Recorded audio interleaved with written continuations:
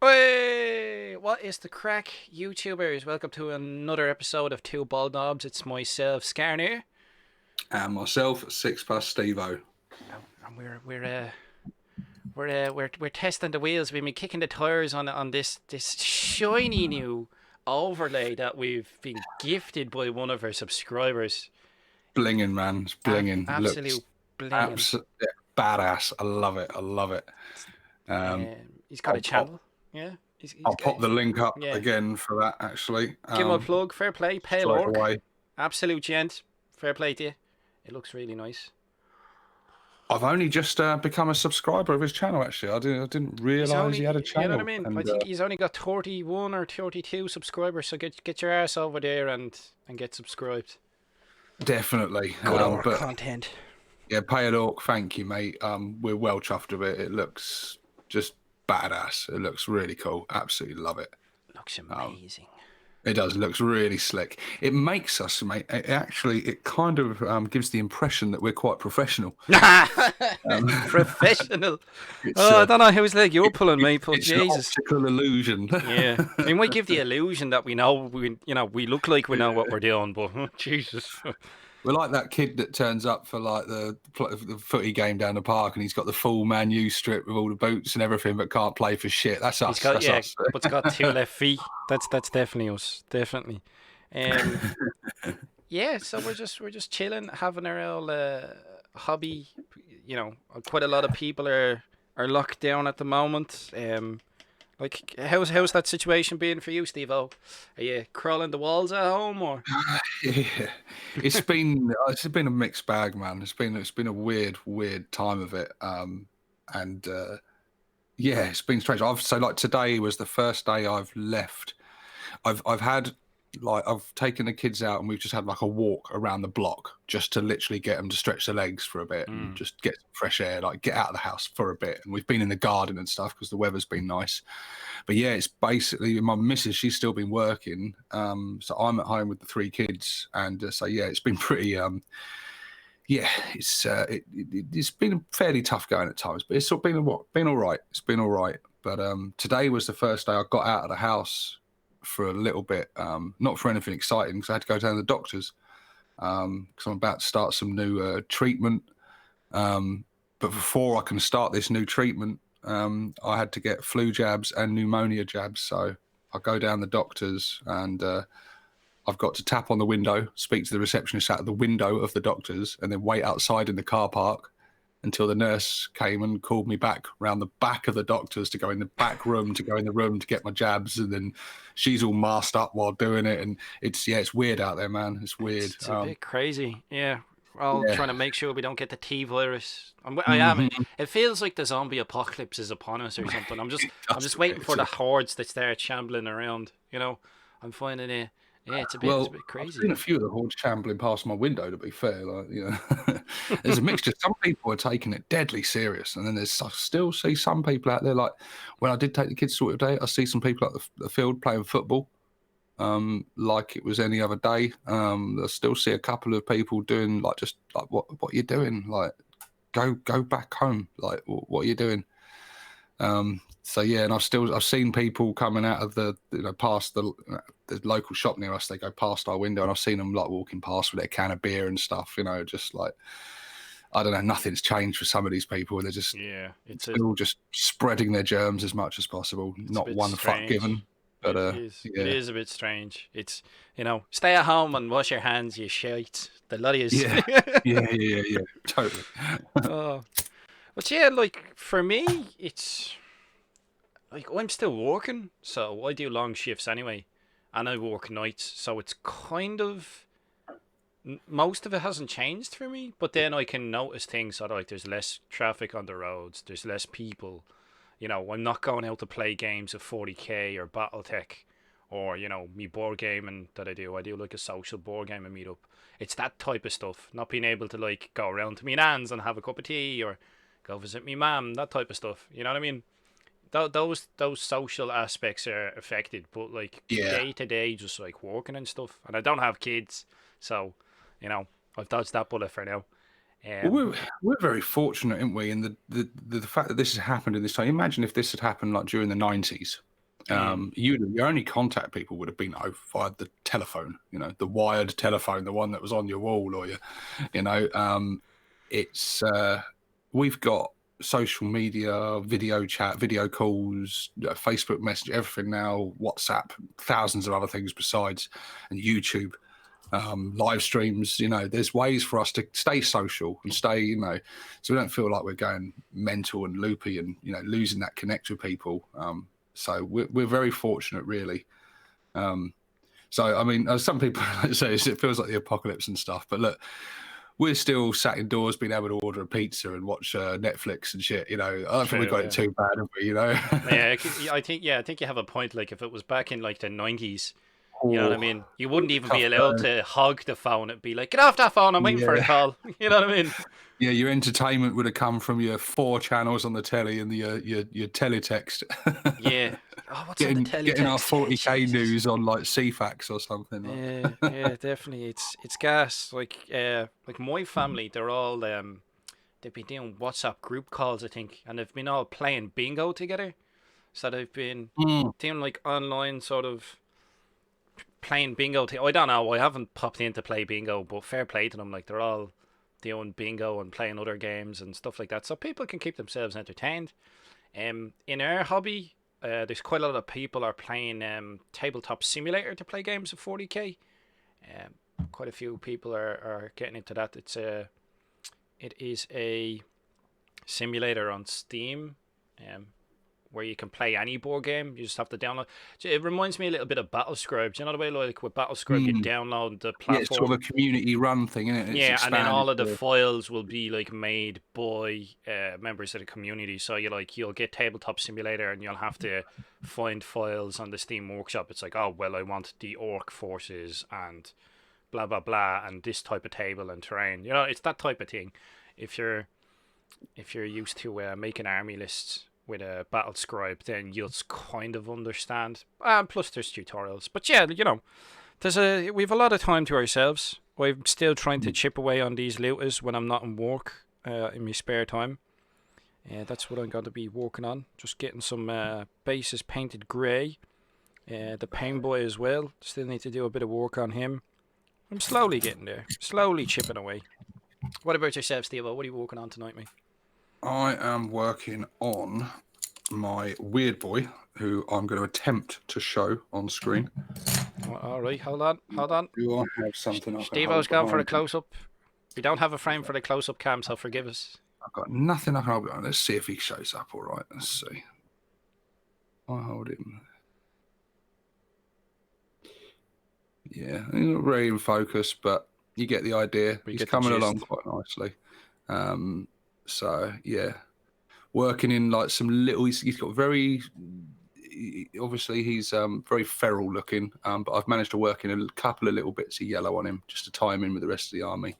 But yeah, I've just been hammering on with him really, and he's been a nice break from doing all the boys and stuff. I'm also working on my Death Killer War Trike, which is currently in sub assemblies, but he's just getting there. Very early days yet. Just getting the first bit of metallics and yellow on there and stuff, but yeah, he's coming along. So I'm basically tonight, I think I'm going to be doing the weird boy, and then as I fancy it, just chipping away a little bit on the Death Killer at the same time and doing them. But yeah, so that's what I'm working on. Remember to share what you're working on in the comments, guys, or in the Discord. In the Discord, throw your work in progress there. There's a link there. Definitely throw up your work in progress so we can all see. Yes, just in case you're watching in the stream, I'm using the most beat up brush you've ever seen just for basing, because it's pretty much like painting sandpaper, because it's painting sand. So just before you realise this one was on its death, like, SKARNIR, your brushes are a terrible loader. No, it's just for basing. Calm down. Don't worry about it. It's just for basing. It's just for basing.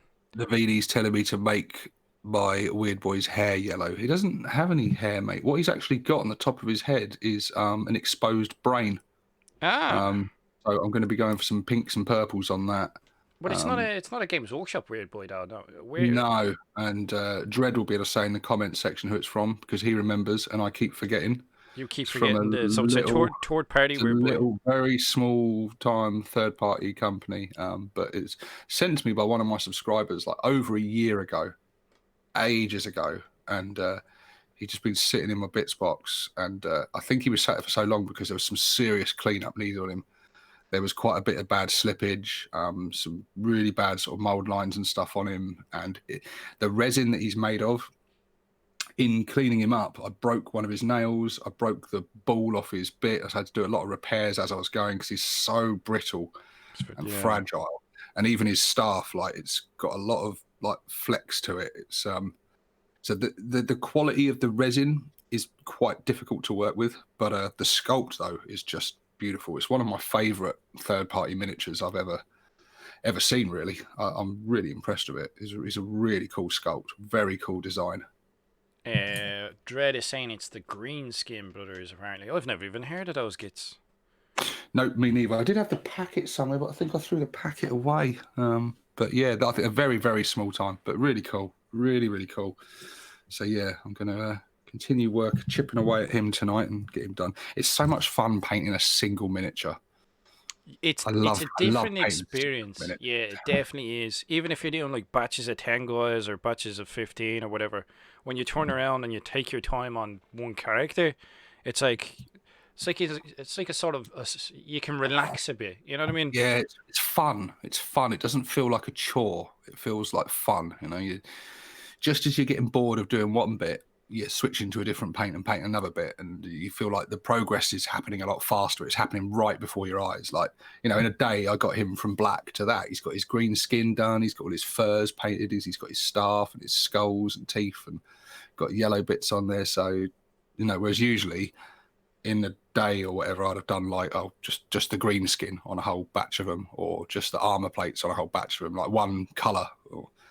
And if that, sometimes I might have got halfway through and gone, oh, screw this. Yeah, that's true. That's very true. But it reminds me as well, even when it comes to painting individual miniatures or units, there can be a point in time. I was chatting to someone about this in a messenger not too long ago, where you're painting away and you're painting, and you know what I mean. You're not happy with the paint job, and you're just like, oh, I've put in the base colors. I don't feel, you know, it's it's working out as good as I'd like it to. But just sort of persevere. There's like a threshold you'll reach where you'll put in the base paints, and then you'll get to a certain point with your miniature, especially if it's a character. You'll get to a certain point where you're painting them, and maybe it's like when you put on the wash and it all starts to sort of pull together, or maybe you start putting on the edge highlights, but there'll be like, there's a specific point in time where you'll hit a trip point and visually the miniature starts to pull together and you're like, oh, I see it now. So Totally happens to me every time. yeah. Every single miniature I paint, I get into a point I'm like, this looks shit. Yeah, you're not happy, Like, it man. just looks crap. I'm like, it's just not working. It doesn't look right, and it makes it. It's very easy at that point to just move on to something else and get distracted by something else, because when something's not going well, you just like, you lose interest in it. You don't want to do it. When something's going really well, you're into it.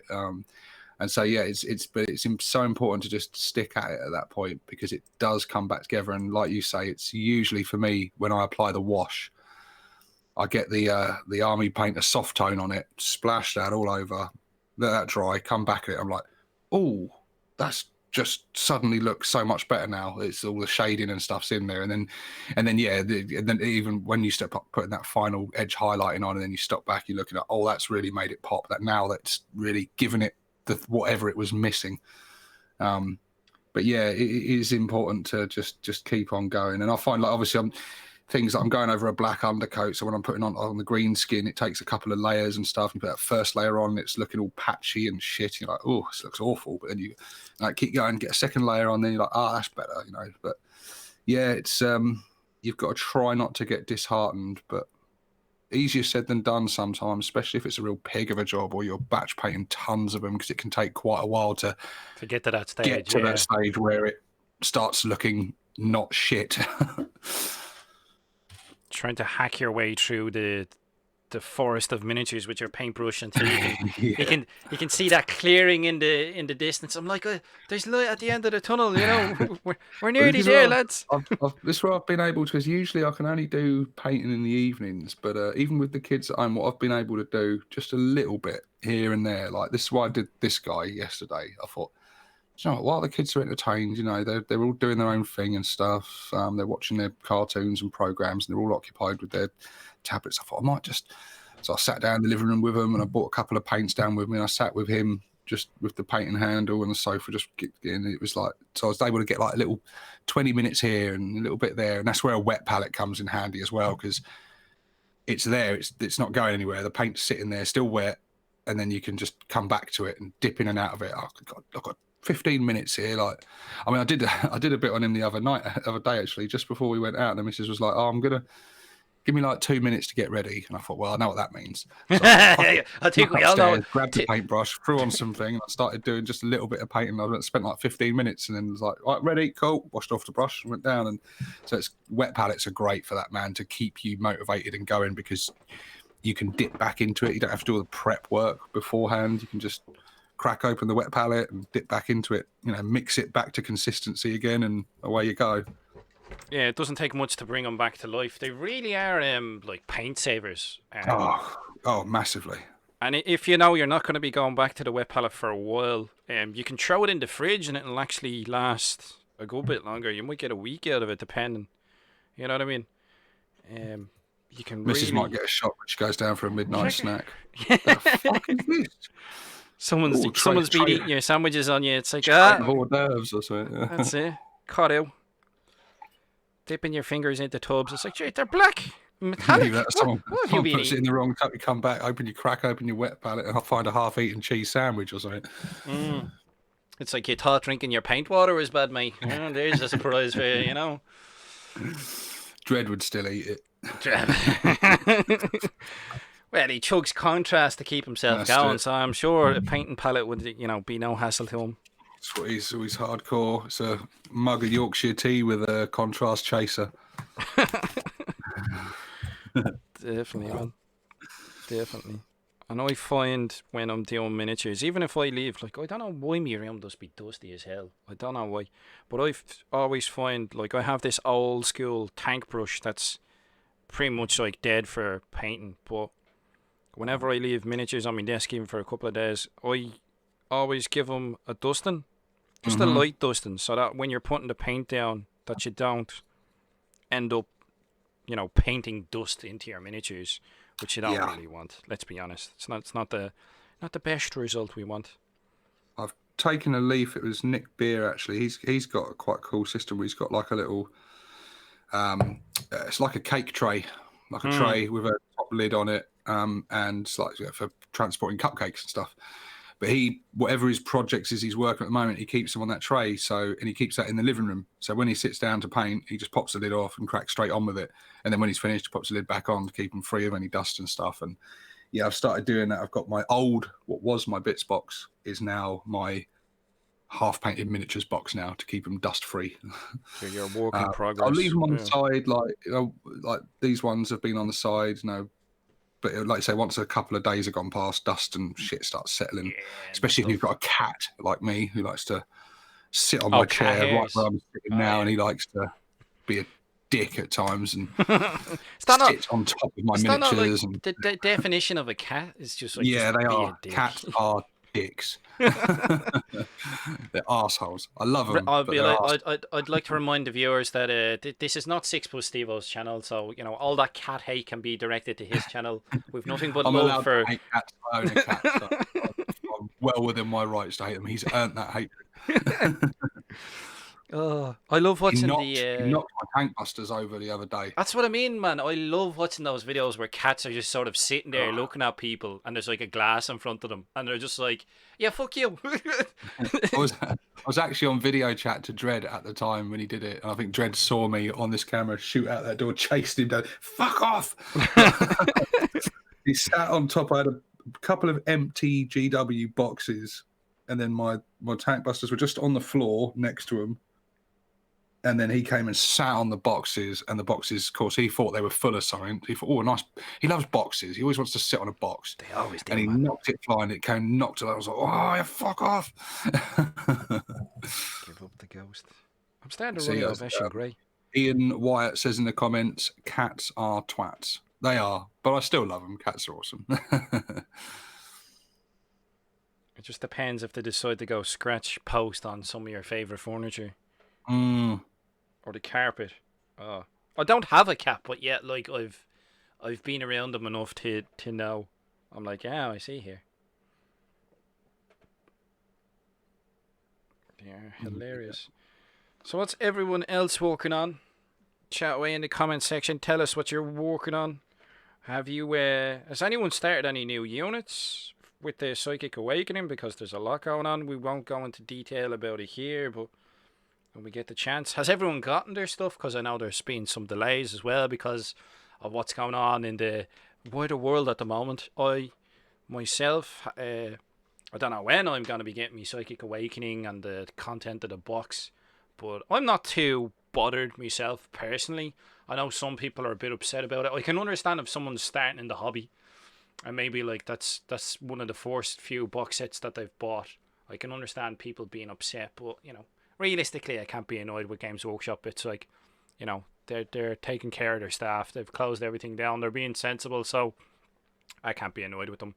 And on top of that, I have an absolute stack of miniatures. Like there's miniatures everywhere. Everywhere I look, there's miniatures or something. I think they've kind of done us a favour. They've done me a favour. It would have distracted me from my current tasks and deadlines. It would have distracted me. So it has.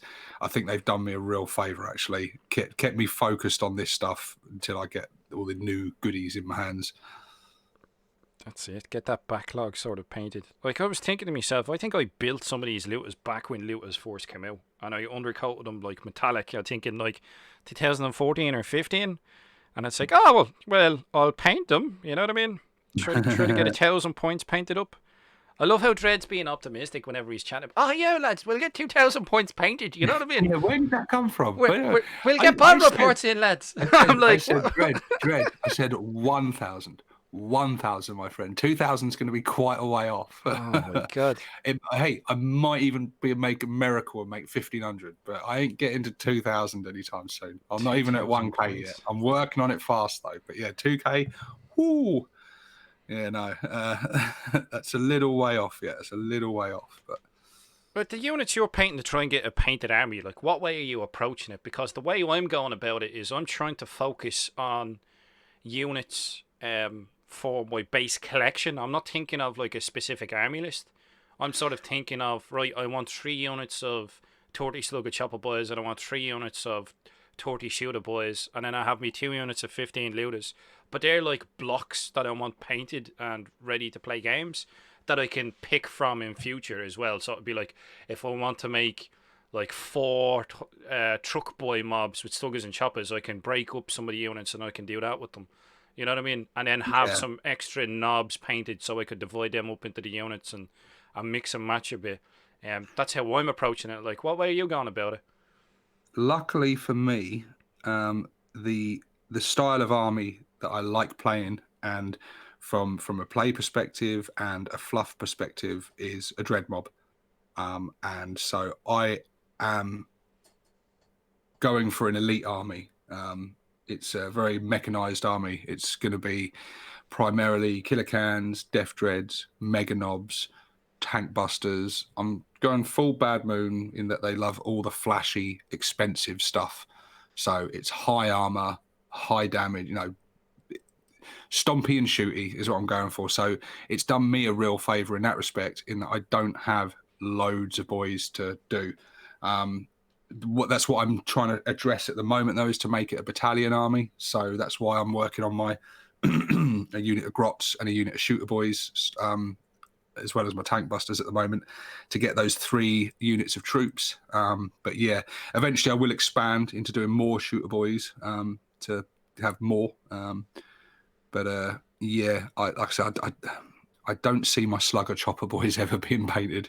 No, I possibly one day, but I just very rarely play them. I'm playing them a lot at the moment because I'm playing not at the moment, but before all the madness started, I was playing. I'm still working through having at least one game with every clan. Yeah. And so I'm trying just having fun with it and just making completely different army lists. But yeah, unless I'm playing like in a massive game where it's like just bring everything you've got, I very rarely use them because they're just not my scene. There's not enough DACA for my liking. Oh, the poor Slugger Chopper boys. What did they ever do to you, Steve-O? What did You they get ever shot do? with board, that's what they do to me. Well, clearly you're not using them properly. You know what I mean?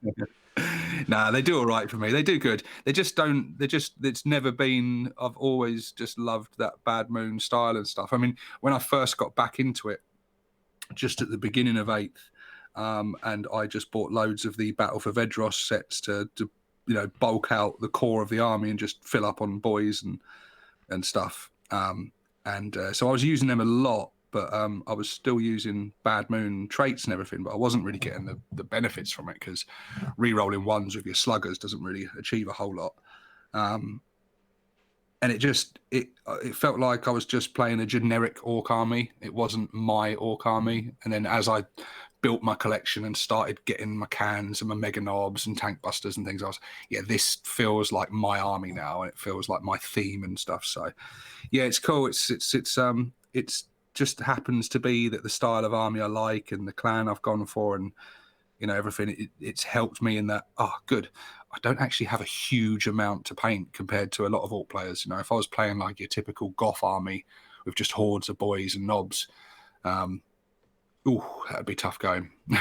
Well, yeah, I suppose it depends. But that's the beauty of orcs is, like, your orc army and my orc army, like, compositionally, could be totally different. Like, you know what I mean? Like, I've seen, we were talking about the Pale Orc earlier who did the template for us. He's doing what he's called a Revan Wing, so he's gone for a lot of bikers, but he's gone for like an unconventional paint job that really works. So he paints like his guys up in skin tones, like flesh tones for humans, but he paints the armor on them green. So when you look at them, you see green, you're like, oh, it's orcs. And then when you're like, oh, wait a minute, you know what I mean? It's really interesting that not only can everyone have their own sort of spin on it in their clan, so it would be like, oh, well, Badmion, so they're all sort of, you're more vehicle centered, that type of thing.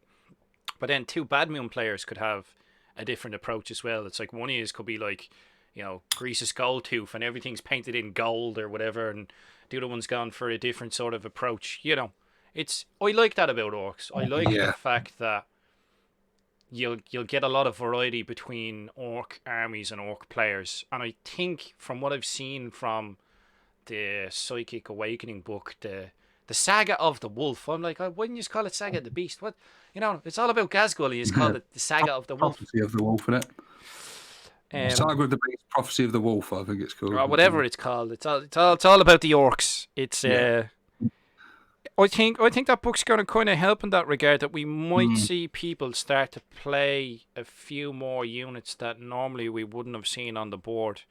Like, I haven't had the chance to proper sit down and go through it with a fine-tooth comb, but what's going to be really good as well, and I've just popped a link up, guys, as well to Pale Orc's channel again, another plug for him. Another plug. Make sure you jump on there, check out his Pale Orcs.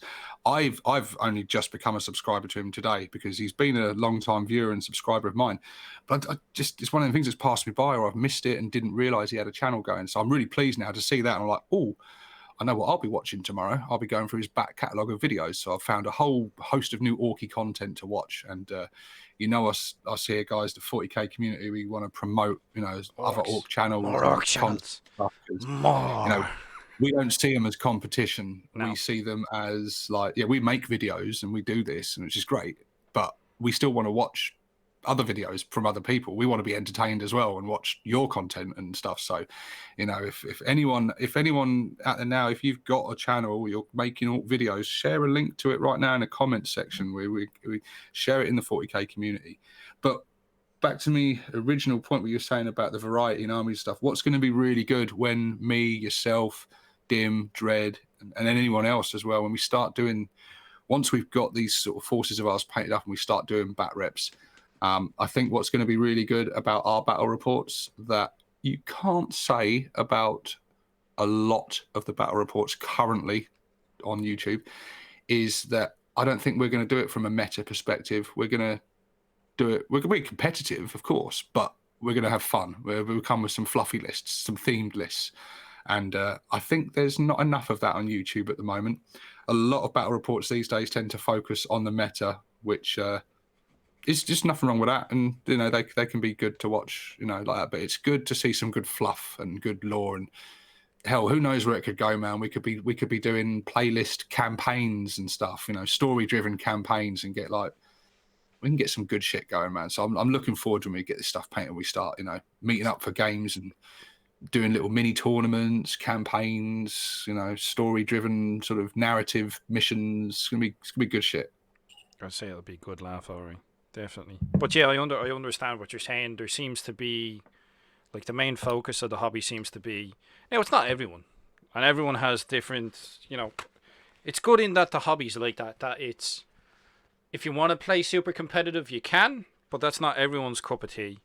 And I don't think that's the way I really like to play myself. Like, when I was, the last game I played everyone as blood axes because that's me clan. Mm-hmm.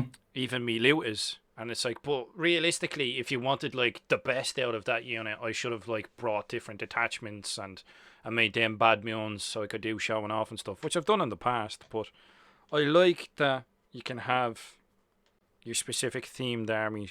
You know what I mean? And I'm much the same as you, mate. I very rarely. It's like I said, it's only been for fun to try them out, and just to experience it and learn a bit more about the tactic stuff that I've experimented with other clans. But I, like you, have my unit of like Nobz, all armed with big choppers. They got the Bad Moon clan trait, which, again, doesn't benefit them in any real way. And Slugger Chopper Boys, where I use them sometimes, and you know, so but like I say, they all just go in the Bad Moon detachment because, like I say, that's what I am. And I think it'll be strange if you know, me and you know, we do our first battle report, and I'm playing snake bites and you're playing goths. People are going, "What? This what's isn't going what we on came here? for." Yeah, yeah. What We've sort of been talking shenanigans for are being years pulled about here? Blood Axe versus Bad Moons. What the fuck's this shit? Yeah, it just. Do you know what? I think myself personally, when it comes to playing games, if you have that sort of mentality that we're talking about, where you're there and you're like, oh, I have this sort of team in mind, and you go to play, you still go to play and try to win. You know what I mean? It's not like you're just like, oh, I don't care about the game. So you go to play and you go to enjoy the game. But I find if you play against people with the same mentality, that even if you lose the game, because like I'm still thinking of the last game of 40k I played against one of the guys in Dublin, Finn. He's the same sort of mentality. Like, I lost the game, but I still enjoyed it. You know what I mean? It was a good laugh. I was losing on victory points like halfway through or near the start, like pretty badly, and I closed the gap. But I was like, oh well, I'm probably gonna lose this game. But in my mind, I was like, right, I'm gonna send my lads over and we're getting his warlord and we're kicking his ass. That's what's happening. And yeah, it was a good laugh. It was like I lost the game, but I still had a laugh, and he enjoyed himself as well. And it's important. I think who you play against as well is a large aspect of it, of how much you'll enjoy it. I think you got to know what you're getting into before. If you know the person's ultra competitive, then you can. And I like those sort of games. I love trying to build the most powerful list possible against someone who's doing exactly the same to me, just coming out and full on. Right, this is like we're playing to win, full on. But you still have a laugh and banter throughout it and stuff. But I'm not an elitist or look down on anyone at either end, like a lot of people from both sides of the camp do. Rich coming from the bad man, I'm telling you. Oh, mate, some narrative players and stuff though. They really they will tear into anyone who plays like meta and competitive, and they'll look down on them like they're the worst thing that ever happened to the hobby. I'm not in that camp at all. And at the same point, I'm not like, again, like, I mean, on my battle report with Nick, and there was a lot of comments and people going like, well, why have you taken that? And why have you put killer cans in? And why have you, because they're not very good. I'm like, well, because they were fun to use. Like, I like them. Like, I wasn't building the most uber list possible, you know. So yeah, I'm very much in the middle where I can enjoy the competitive aspect of it. I think the whole hobby in the game is at its best when you have a little bit of it all together, a little bit of the lore, a little bit of the competitiveness, a little bit of the creativeness, and just enjoy all of it. You don't have to swing to one bit really strongly and stay in your camp. You can have fun with competitive players, fluffy players. Just enjoy sort of all aspects of the hobby and the game. I think what you've hit on something there when you were saying like you like playing competitive ones and then you like playing narratives. It's like I think that hits the nail on the head. If you know that when you're going to play a game with someone, it's like right, what type of game we playing, mate? Are we gonna do like sort of narrative sort of? Do we have an idea in mind? Sort of fluffy armies, or are we going like balls to the wall meta? If you know beforehand and the two of yous come to an agreement, you know what I mean? Hmm. It's like, yeah, we're gonna go hard meta. It's like, all right, grand. Well, then I can expect to go hard meta. I'm gonna bring all the cheese. You bring all the cheese. We're gonna have that sort of game. At least that way, you're sort of locked into your expectation of what you're gonna get out of the game. Um, Whereas if you're gonna play narrative as well, it's like, all right, well, we're not going too heavy on the meta. You know what I mean? You might have a bit of to and fro where it's like if me and you were playing, I'd say to you, look, I'm thinking about bringing this list. What do you think of that? You'd probably be like, yeah, yeah, cool, blah blah blah. I'm bringing these, and then it's not that we'd counter each other, but you'd want to have a game, you'd have fun. You know what I mean? Yeah. It'd be like, that sort of, oh, I'm thinking about bringing this, I'm thinking about buying that. I'd be like, all right, well, you're like pretty vehicle heavy, I don't have much, I might take tank buses. Yeah, that seems like a good idea, blah, blah, blah. You know what I mean? There's different ways you can go about it. And then there's other people who'll be like, they'll tell you they want to play a narrative game and then they'll bring like super meta stuff. And it's like, it's the same with every hobby. There'll be some people who just pull that type of stuff on you. And you know what to do. It's like, oh, well, I won't play against you again. Yeah. That Oh yeah, happens. totally. Happens in every walk of life, I'm afraid. There's loads of gits crawling the walls. So what's everyone painting? I think someone said something about their looted cart at one point. Dread's talking about, yes, I won't be talking about Battleforce 2000 points. How many points is 30 grot tanks? Oh, I don't know off the top of my head. Fair few.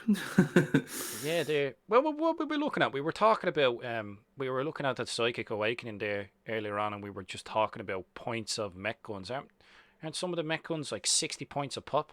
Yeah, the Trying to think. custom mega cannons, Yeah, the ones I use, they're expensive. But if you go for the smasher gun or the tractor cannon, which are the two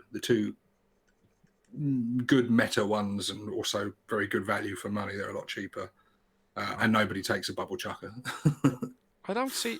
See, the thing is, I don't. I think I have like one mech gun miniature myself because, like, holy shit, they're expensive in real monies. Jesus. Get converting, man. Get converting. Well, that's what I'm thinking. I'm like, so much fun. if I was going to buy like a whole battery of mech guns, I'd probably buy 3 or 4 guns, probably 3 guns, and then for every gun I'd buy a truck. So then you'll build one of them, the base gun, and then you chop up a truck, and then the extra options that you can have, I'd build the truck parts into a battery. So like, I think that's the best way to go about it, because a truck I think is cheaper than the mech gun. I think they're like €40 over here. They're pretty expensive. Pretty expensive. Dim Reaper's here as well. Matty Cool's got all Hey, 3 of them Dim. Hey, Matty. with narrative missions. What's it? LQC? Is Dim still working on his furry trolls? It's the 40 trolls. It's not a euphemism, people. They are literally like green stuffed hair. Yeah. Yep. If you're not subscribed to the Hobby Git, get your ass over and subscribe to him. He's got his first video out. He likes to focus on hobby aspects. See what I mean? We love when people make YouTube channels. We want to see more of them. And man, if you are interested, if maybe you've never really dipped your toe or you're lacking some confidence in conversions and working with things like green stuff and that, I think Dim's channel is going to be really good because by the sounds of it, what he's got sort of coming up is a lot of sort of little basic hobby tutorials and stuff showing you how to get like certain results and stuff. Like his first one was showing us how to sculpt fur and stuff, wasn't it, out of green stuff, Yeah, which is and really his cool. Quite trousers. very simple little techniques and that, but it's so much. It's so helpful when you can see someone doing it close up like that and talking you through it. And I think he's going to be really useful. I know I'm going to be watching him and gaining a lot of tips and advice because I've only done this weird where he's got a bit of green stuff on him, but it was just filling gaps and stuff. You know, I've only ever done very minor stuff with green stuff. And I'm very, very amateurish with it. So, yes, certainly it's going to be useful to me, that's for sure. Same here. I think I've more experience with plasticard work. Like, the last bit of green stuff I was mucking around with was trying to get the edge of a base sorted. These old school City Fight bases don't actually fit on the Games Workshop bases. They're slightly bigger, and I didn't want to crack the resin base because there'd be a big chip taken out of it. You know what I mean? So I had to. Why are they bigger than the bases? I don't know, mate. I what don't the know. fuck? I have no idea. I'm annoyed on your behalf. I know, Like, yeah. it's I was just thinking to shit. myself, oh yeah, you know, that'll fit on the base, and then I go and put the base against it, and I was like, oh, there's overhang. So this is the last What's bit. the fucking point? I don't know. I'm thinking about just putting like an Assault on Blackreach Warboss on or something like that. Maybe chop him up, change him up, do something with him, and have him like sort of standing on a City Fight base. I thought that'd be cool, but I need to clean the edges of it. But that's the last bit of green stuff I've been messing around with. Still needs to be filed down and smoothed out and tidied up. But I apart think from the most I've done lots of gap filling with green stuff. Yeah. And well, actually, it was liquid green stuff. Never used it before in my life. Mate, no. Stay And, away from that liquid green stuff rubbish. No, it's done it all right. Actually, to be fair, mate, I quite liked it. Need to get yourself some of the Vallejo.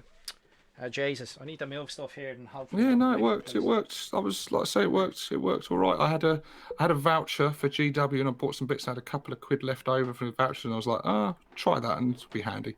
And I don't know, yeah, for the little gaps that I needed to fill, it's done a nice smooth job actually. It's filled the gap for you, did it? Yeah, it's fairly tidy. Nice. So yeah, I think it's certainly got its uses. I was just like, right, what the fuck do I do with this stuff? Like, open the pot and I'm like looking at this gun and I'm like, okay, so how do I use water with this or what? Like, so yeah, it's a little bit of playing around with it and stuff. But yeah, I've done stuff like that, and I think the most advanced thing I've ever done with it is just on my bomb squigs, used it to make some straps to hold like the tank buster bombs and stick bombs to my squigs. That's one of the other things I was doing with straps as well. So I think the most advanced thing I did was like. I remember when you did that, the piping. Yeah, it looks really cool. The pipe rollers are really handy, like, and then just like I said, I've more experience with plasticard at this point, so making a rebreather with it. I really need to finish painting this guy. He's nearly done. Yeah, done. You do. He's coming along beautifully. He makes quite a nice sort of one of the nice character pieces of your army. It is. It's weird, man, because I'm not used to people saying, "Oh, that's a nice miniature." I'm like, what? Wait, that's the thing I'm starting to learn. Hanging around with the wrong people, man. Well, you know what I mean. Like, it's when people are complimenting you on when you've been playing the hobby and you've had like one fully painted army in 20-something years of playing it. You're not used to people saying that's a nice paint job. It's a bit weird. But you were talking about straps, and I was starting to muck around. I think this is the last thing I was kind of working on was doing some straps for this Wa banner knob.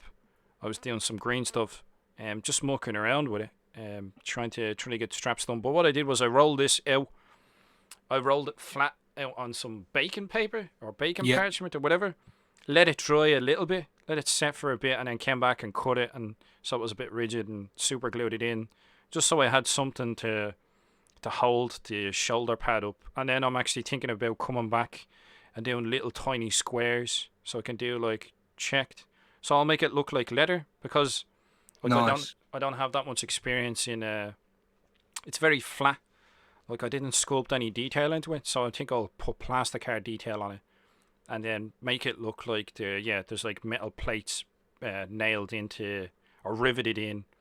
Like if you were, did you ever see like if leather armor that has like metal plates riveted into it. If anyone's been like to reenactments or Mm-hmm. harping or something like that, they'll know what I'm on about. But so I think I'll do little tiny squares and do like checks or whatever in it.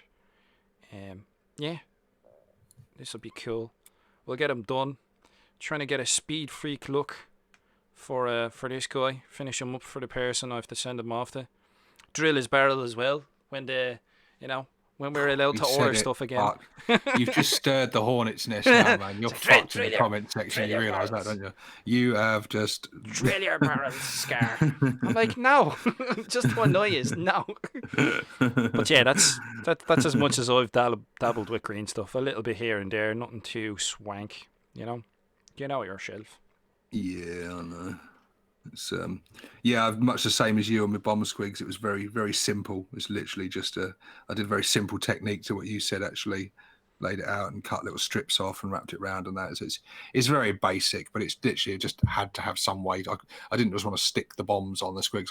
They've got to be strapped to them. You know, they've got to have something. Yeah, They I know look what all you mean. right. Yeah. You know, they're not the best work possible, but I think once they're painted up, brown leather and stuff, people just see what they are. I don't think too much attention will be drawn to them. It's just a basic, you know, sort of job, but it serves its purpose. If they look the part, yeah. Yeah. Well, this is it. Like you don't have to be a master at everything to try it. I think myself personally, I've been hesitant with like converting and chopping and changing miniatures because some of them are like pretty expensive. Um, Whereas Oh, I yeah. don't mind mucking around on stuff that I've scratch built myself because I don't feel there's as much value to it. I know that sounds weird.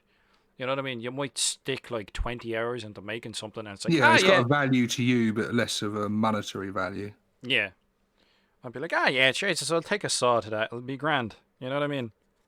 Whereas if it's like a Gorkanaut or whatever, I'm a bit more, myself personally, I'm a bit more hesitant to like, I'll saw the arm in two and Yeah, go because from you there. you do fuck stuff up. I'm converting. I'm like chopping bits up and that, and I'm like doing like, no, I wish I hadn't done that. Like that hasn't worked. And you're like, that bit's fucked now, you know. And so yeah, whenever I'm doing conversions, that I do end up with a lot of bits that go back in the bits box damaged or broken or cut up, or they go in the bin because they're just so sort of like literally I'm never going to use that for anything now. That's useless, you know. So I do end up with I go through a few more bits that actually do actually get used because you Get trial and error used, stuff yeah. as well, don't you? You try things Well, out yeah, and then you're like that's that it. doesn't work, and then you throw it And away and you try something else. And I think part of it is like what we touched on when it comes to painting as well, where you might get to a certain stage when you're doing a conversion where you cut something or you chop something and you're like, oh my god, I've ruined the miniature. You know what I mean? And you're heartbroken about it and you just sort of throw it to the side for a bit. But what I tend to find happens is you'll look at it and you'll think, oh, you're heartbroken about it, or I find I'll be heartbroken about it, or whatever. I've sawed something, and then there'll be like an idea. So you'll sort of like it'll be sitting in the back of your head. Oh, I've ruined the miniature, whatever, blah blah blah. You leave it for a week or two or whatever, or months, and then you'll come back and you'll be like, oh, actually, if I do this take on it. Or maybe somebody will show you like a video. That's why we're always saying we want to see more orc creators on YouTube because we give each other inspiration. Ties back into the diversity of different orc armies and orc players and their takes on their armies. You might see a video that somebody's done a conversion and you'll be like, great inspiration. We're always looting ideas off of each other. That's the whole point. It's brilliant. And something you may think you've ruined, you can come back to later and you'll be like, we have an idea of what I want, or you've hashed it out in your head, you've slept on it for a bit, and you come back to it with fresh impetus, and lo and behold, it's a great conversion, I find a lot of the time I have an idea. I mean, I had this a lot with my Met guns that I was doing.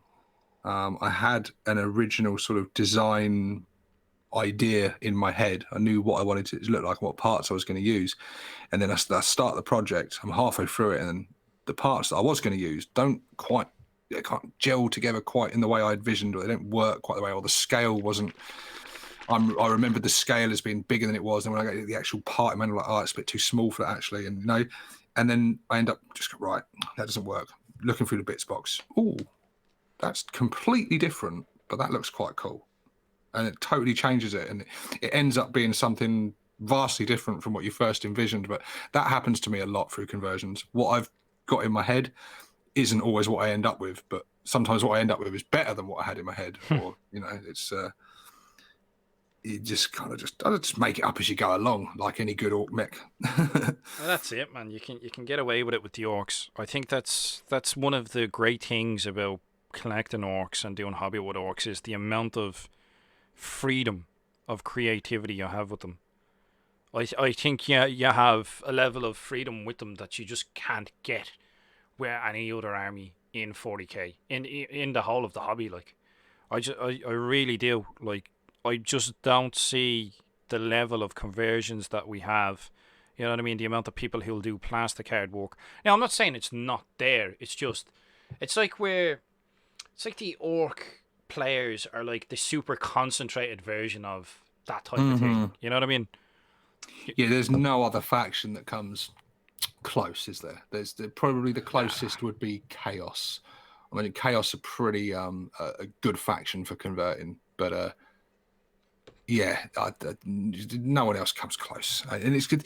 They're a lot more restricted in that. There's lots of cool things they can do and stuff, but orcs, the gates are blown wide open, and you just do what you want, you know. Well, anything can be a truck, can't it? Anything can be a truck. Put wheels and an engine block in it, and anything can be a death dredge. You know, you just get the scale approximately right, get the right sort of weapons on it. But the thing itself can be fucking anything. And it's just it opens it right up to some crazy imaginative people out there. I just shared a link in the comments on a shameless plug on today's video uploaded. Actually, speaking of all this, the 40k community sharing all their converted, looted vehicles in a video today, and there's just some awesome work sent in for that one. Just incredible stuff, and it's nice.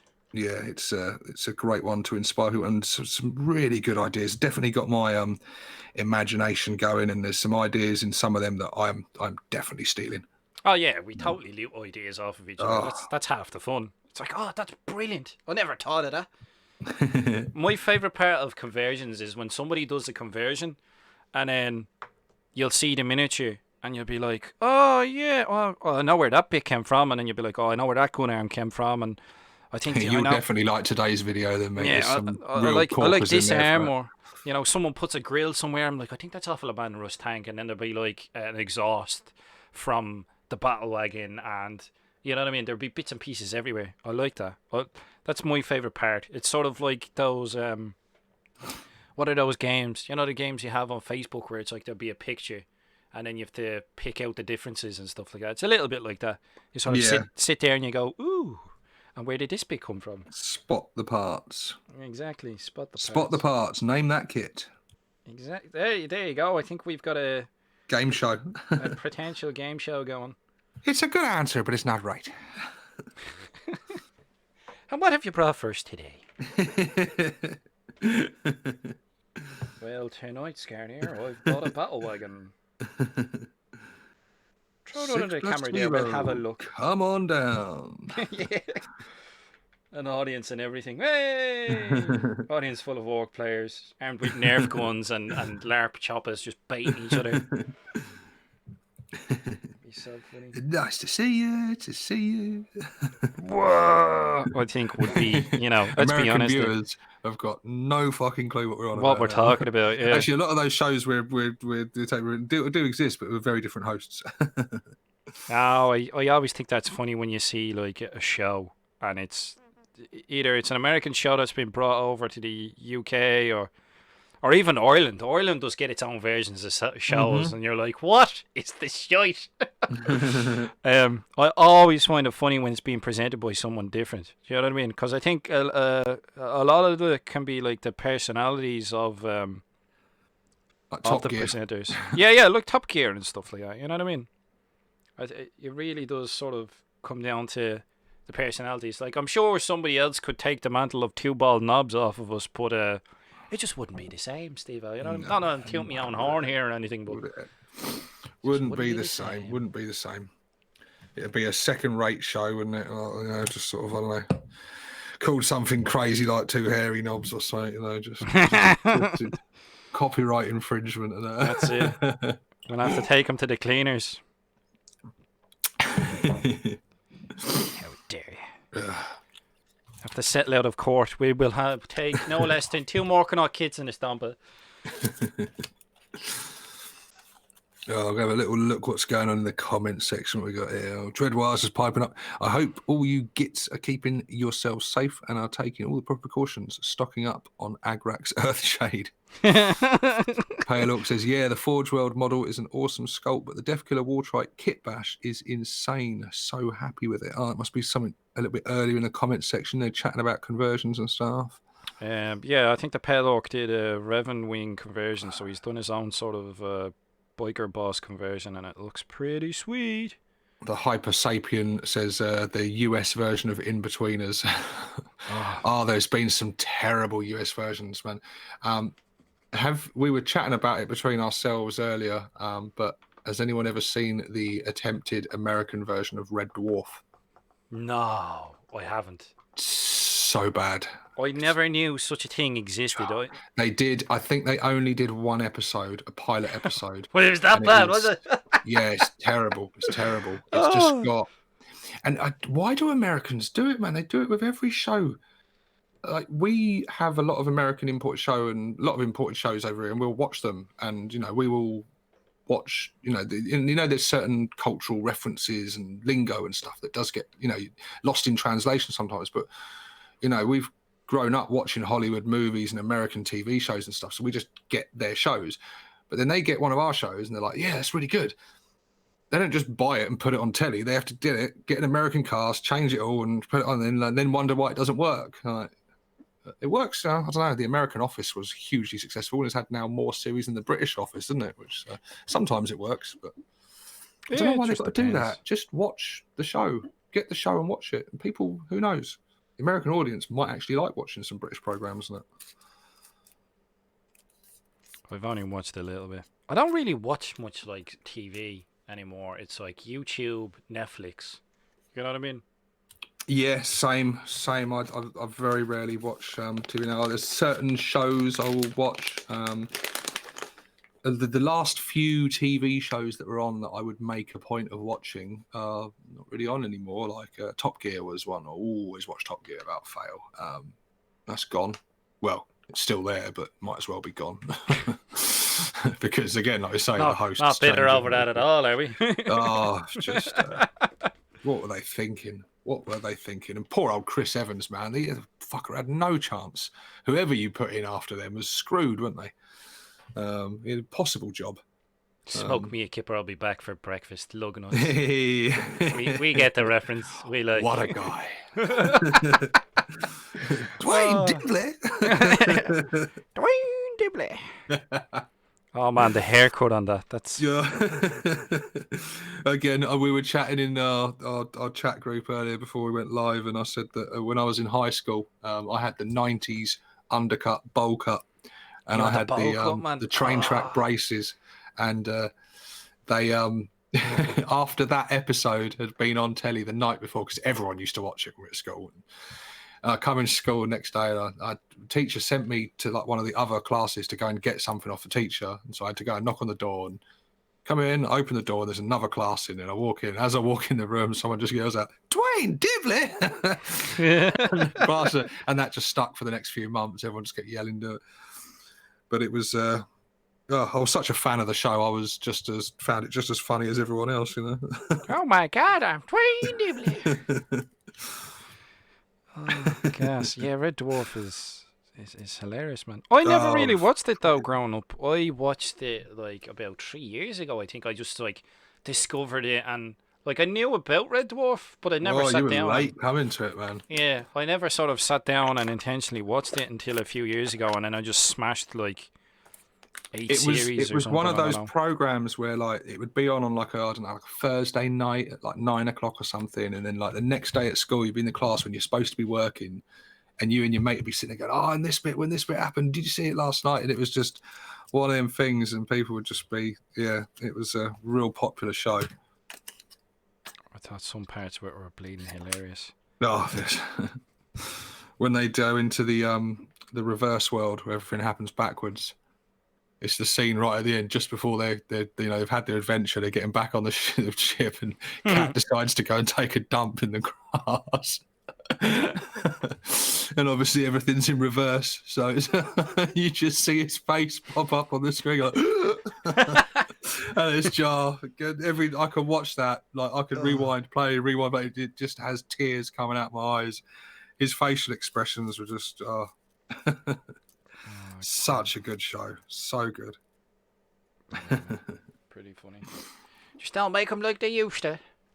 No. Dread was saying, Dim, you planted the scene. Yes, it's Dim's fault, guys. Sorry to anyone that has no idea what Red Dwarf is. Dim asked a question about Red Dwarf earlier and set us all off in the chat room, and so this is why we're still waffling on about it now. This is why we're still banging on about it. Smeghead, yeah. Dim on the hype train. Heed. Dread is saying he thinks that the American versions tend to always be shit. They should stick to the unoriginal stuff. We all grew up with their stuff. Now they just borrow our stuff. It's no wonder it sucks. Well, you're not bitter at all, Dread. Say it as you see it, Dread. Say it as you see it. Say it as you see it. I love it. Yeah, no, it's I for the most part I agree with him. I don't think, like I said, the American Office. I've seen bits of it. It didn't, for me, have the charm of the English version, but it's hugely successful when they managed to. Obviously, it does work sometimes, but yeah, but there's a difference in humor. Like, isn't American humor tends to be more sort of slapstick, whereas like British humor tends to be more dry. I think they've come along a lot with it. I think they've taken on a bit of it, and they've evolved their humor a bit to a degree, and they've got some of that slightly more subtle kind of British humor and stuff now. Like, but yeah, it's different. It's different cultures and different, Don't even know if paint will take to this bleeding resin thing. Yeah, culturally there are slight differences. Some things just don't travel well, do they? Yeah, they work for the country they're made in and stuff. Like, what's something that, like Mr. Bean? That's like the most successful worldwide like comedy, like import, like export ever, because it works because there's virtually nothing said in it. So it was one of our most successful things that went out because it just works. It's popular in countries all over the world, like that you just wouldn't even. He was huge because it's universal comedy. It's just works. It's visual, so they don't need to translate anything. It just. It's like things that don't really have like a language, like the Minions. They have their own little sort of weird language. The ones like from Despicable Me. I despise those. Well, I suppose you have kids, so fucking hate them. Yeah, but things like that, they transcend when they don't have languages of their own. That reminds me, I'm trying to think of things that didn't have languages that were. I've seen a Dread in the comment section. They're talking about some British comedy there. Again, he's talking about the Young Ones and Bottom. He's saying Young Ones was miles better than Bottom. I disagree with you there, Dread. I loved the Young Ones. I loved what it was. But the Young Ones, to me, always feels like a very experimental. Like, there's bits on the Young Ones that are like timeless, gold, classic moments. And then there's other stuff that just doesn't quite work and doesn't hit. It's very hit and miss, but I love it for what it is and what it was and what it represented. But I think Bottom refined it and sort of honed it in to something that really, really worked. And Eddie and Richie just that was another one that in high school everyone would come back the next day talking about watching Bottom the night before. It was fucking hilarious. I see you and Dredd are a little bit older than me, so I think I missed some of that, like the references. Because when you guys are talking about, like, if you're talking about shows that everyone watched, when I was in primary school and stuff, it would have been Father Ted on in the 90s. Like I remember like Father Ted being on once, and I went out to play, I think, but there was nobody on the street. Like when Father Ted was on, nobody was out. Like everybody watched Father Ted. I was like, oh my god, it was hilarious, man. I was trying to think of the references. Like, yeah, I think that's the closest thing I could reference to what you were talking about, like Mm. Red Dwarf or some of the other shows where everyone in school would know about it. Definitely, like Father Ted was the one. Dred's making some more comments there. I agree with one of them. Rowan Atkinson is a legend all round, but saying now Bottom reduced it to poo jokes, mate. The young ones was pioneering in comedy. I think you're doing Bottom a disservice there, man. Yeah, there was a lot of poo jokes, a lot of knob jokes, and a lot of just like. But that's what it was. It was unashamedly crass and vulgar and just childish in the best way possible. It was brilliant, and Eddie is just a legend. Just he doesn't even need to speak. It's while Richie's talking, you see Eddie's gormless expression, and I'm done. I'm already on the floor laughing. Just that's enough for me. I can just look at his face and be in hysterics. The green one. I hear you're a racist now, Father. Yes, that's true. Are we racist now, Father? And he's ranting in the window, and there's the perfectly square piece of dirt. Oh my god! Oh, there's a few of them, man. There's a few of them. There's like, if you haven't watched Father Ted, if you've never heard of it, go watch it. It is brilliant. Golden. It is golden. Absolutely hilarious. There's a few moments. There's a good few moments like where it's just they're doing the football league and they're all these old age pensioners football teams, and it's hilarious. It's absolutely hilarious. And he's got like a remote control under his jacket, but he still has the arms, and there's this like blatant box. And the referee comes up and he's like, "These are fake arms." You know what I mean? There's just so many good ones, man. There's really so many good ones. When we were chatting the other night, weren't we, about when Father Jack is he's kept when he sobers up. That's my favourite one. Is they've got him locked up in the they've got him in the rehab centre for like the alcoholic priests and stuff, and they go on a rescue mission to get him. And they sneak in there and hit the lights, and it's just about 20 of them. They go, drink, arse, fart, drink, feck. The lights go. They grab what they think is Jack, smuggle him into the car. They get in the car, start up to make the getaway. They turn back and they say, "Got the wrong one." And he's like, "Oh, I've never seen a stage 4 before. It's just a fucking Wookiee." Yeah. He's drunk so much that he's just evolved. Into slowly turning into like fucking werewolves, man. It's just so funny. Yeah, if you've never watched like Father Ted, go watch it, man. It's brilliant. I think my favorite one is like the whole premise of the show. For those who don't know, and I'm sure most of you, the whole premise of the show is there's these 3 priests all live in a house together. And they have like a housekeeper, Mrs. Doyle, and like one of them's a fucking gormless idiot. There's who's Dougal. There's Father Ted, the main character of the show. He's a try hard, and everything always just goes fucking wrong for him. You know what I mean? Everything just goes wrong for him. And then there's Father Jack, who's the guy we're on about, and he's just a chronic alcoholic who just swears, smokes all the time, and it's, you know, the words he says most of the time are "feck girls, drink," and that's about it. And my favourite episode, he's always constantly drunk. He's normally being pushed around in a wheelchair, but he can still walk and stuff, and he's got all sort of crud plastered on. My favourite episode is when he finally sobers up, and he's, you know, he finally sobers up, and he comes to the realisation, he's like, "Don't tell me I'm still on that feckin' island." I was like, I thought that was brilliant. I was like, oh, there's just so many golden moments. I can't recite them. I ruin them here for you. Go watch Father Ted. Yeah, go watch and it. Arse, yes. With all this time you've got on your hands now, guys, dig into some of this classic stuff from yesteryear and just stuff you may not have discovered and before and known about. Yeah. Maybe it was before your time, or maybe you just missed it at the time. But go and check it out. And I think some of these shows, they you've got to give them a bit of a chance because they kind of grow on you over time. Like Only Fools and Horses, man, like one of the most successful comedies ever. Can you believe that when that started out, it was hugely unsuccessful? It took a good couple of series before that really took off, and it didn't get good critical reviews. It wasn't doing well in the ratings. It wasn't highly viewed. But they stuck with it, and they gave a couple of series, and slowly the characters grew on people. And I think some comedy is just funny straight out the gate, and it's just funny instantly. It grabs you straight away. But other things, I think you need to start growing attached to the characters, the stories, and stuff, and then it starts developing in that. And yeah, Rodney, you plonker. Trig, why do you call me Dave? Oh God. Oh. What did you talk about this episode? Hobby? No. Good TV shows, man. Good TV shows. Yeah, so guys, like, as you may have noticed, this is very unscripted, very like we just felt at the moment now more than ever.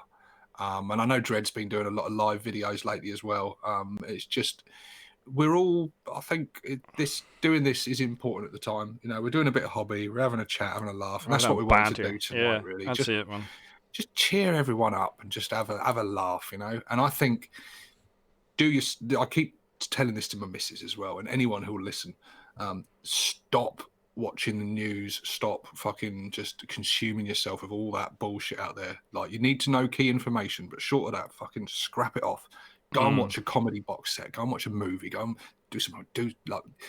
get away from it all, take your mind out of it. And that's why I feel that now stuff like this, live hangouts, entertainment, you know, stuff is so important for your mental health, you know, to escape it all and just have a laugh for a bit. And so yeah, that's why we're not really talking about much not news related or hobby related, really. We just wanted to come and do a hobby hangout and have a laugh. I've done a little bit of painting. I've done a little bit. Shoot the breeze, you know yourself. No, I'm getting there. I've just been focusing on basing. Skulls and bits, getting some bits on him, getting some paint on his mushrooms. Snotlings. I have a whole bag of snotlings that I bought ages ago, and I'm like, oh yeah, I'll put these on the basis of vehicles and in terrain and stuff, and I've just never gotten around to it. Snotlings are great for representing like your grot riggers and stuff, aren't they? Like, they're mixed in with your grots and stuff. Yeah, but you know what I mean? I think you sort of, visually we don't see it as much. You would have seen more of it in 2nd edition.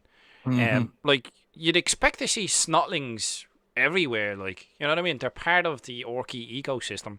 Yeah. So, like, where there's Gretchen and, you know what I mean? Good to mix them in on your terrain bits and that as well, have them scurrying around, like all that terrain that Dread's working on at the moment. That would be great with a load of snotlings scurrying around in amongst all the scrap and stuff and poking their heads out little hidey holes and bits, just to add a little bit more, you know, character and activity going on within the scrap heaps. G, the Hyper Sapien is saying, Steve-O, give Trailer Park Boys a go. I think, do you know the way you were saying, Steve-O, like, you have to give a show a few episodes to get into it? Someone advised me to watch Trailer Park Boys, and I've watched a few episodes, and I'm like, yeah. I think it's one of those, you know, you'd have to watch a couple of seasons and you'll get really into it, sort of. I think it's one of those type of shows. One of my favourite ones, I feel is a little bit underrated, actually, is the IT Crowd.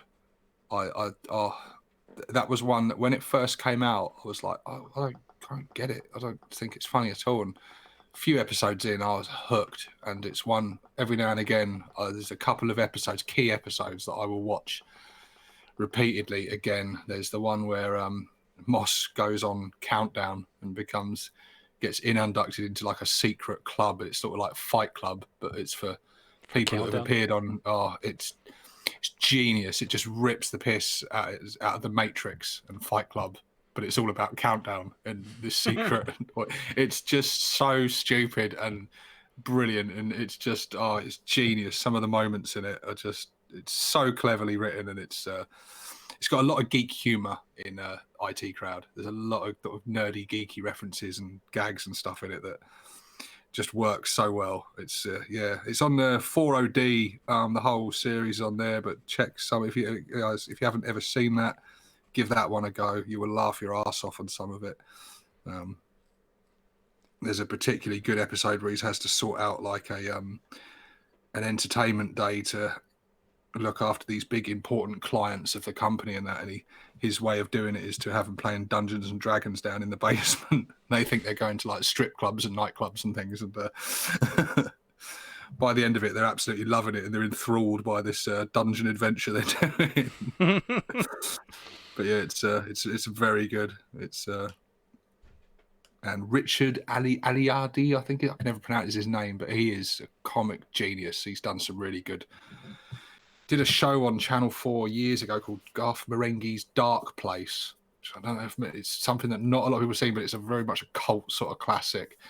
And it spoofed like old sort of 60s, 70s sci-fi movies and stuff. And every episode was like a different story with like really bad, like old school sort of Doctor Who style special effects and things, and badly edited on purpose and like really badly acted. But it was so weird and off the wall and experimental, but clever as hell. Really funny stuff.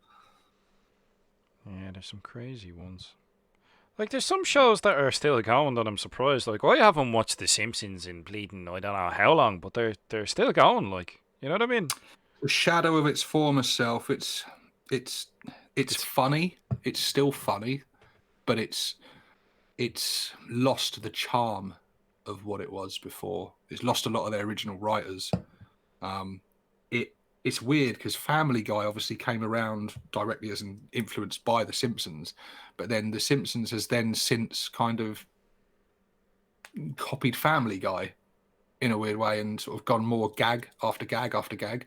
Whereas before Simpsons, there was so much more to it than just a comedy. It had that. Some of the older Simpsons have like really touching moments and some quite sad moments and quite like poignant moments and things in it, and messages within the episode and that. And it had a depth to it and a cleverness to it that I feel was lost somewhat in the more recent series, but it's still watchable and funny and entertaining, but it's just, yeah, it's lost that magic and charm of what it once was. But basically probably the best thing that's ever been made, in my opinion, when it was at its heyday, in its prime. It was. And those episodes are still there to dig back in and watch, like Who Shot Mr. Burns 2-part. Oh, yeah, Jesus Christ, I remember. Sublime comedy gold. Oh, my God. Who Shot Mr. Burns? Spoiler alert, because you're like 20-something years later. It's the baby! It was always a toss-up for me who my favourite character in it was between Homer and Mr. Burns. And any episode that features both of them in predominantly is just...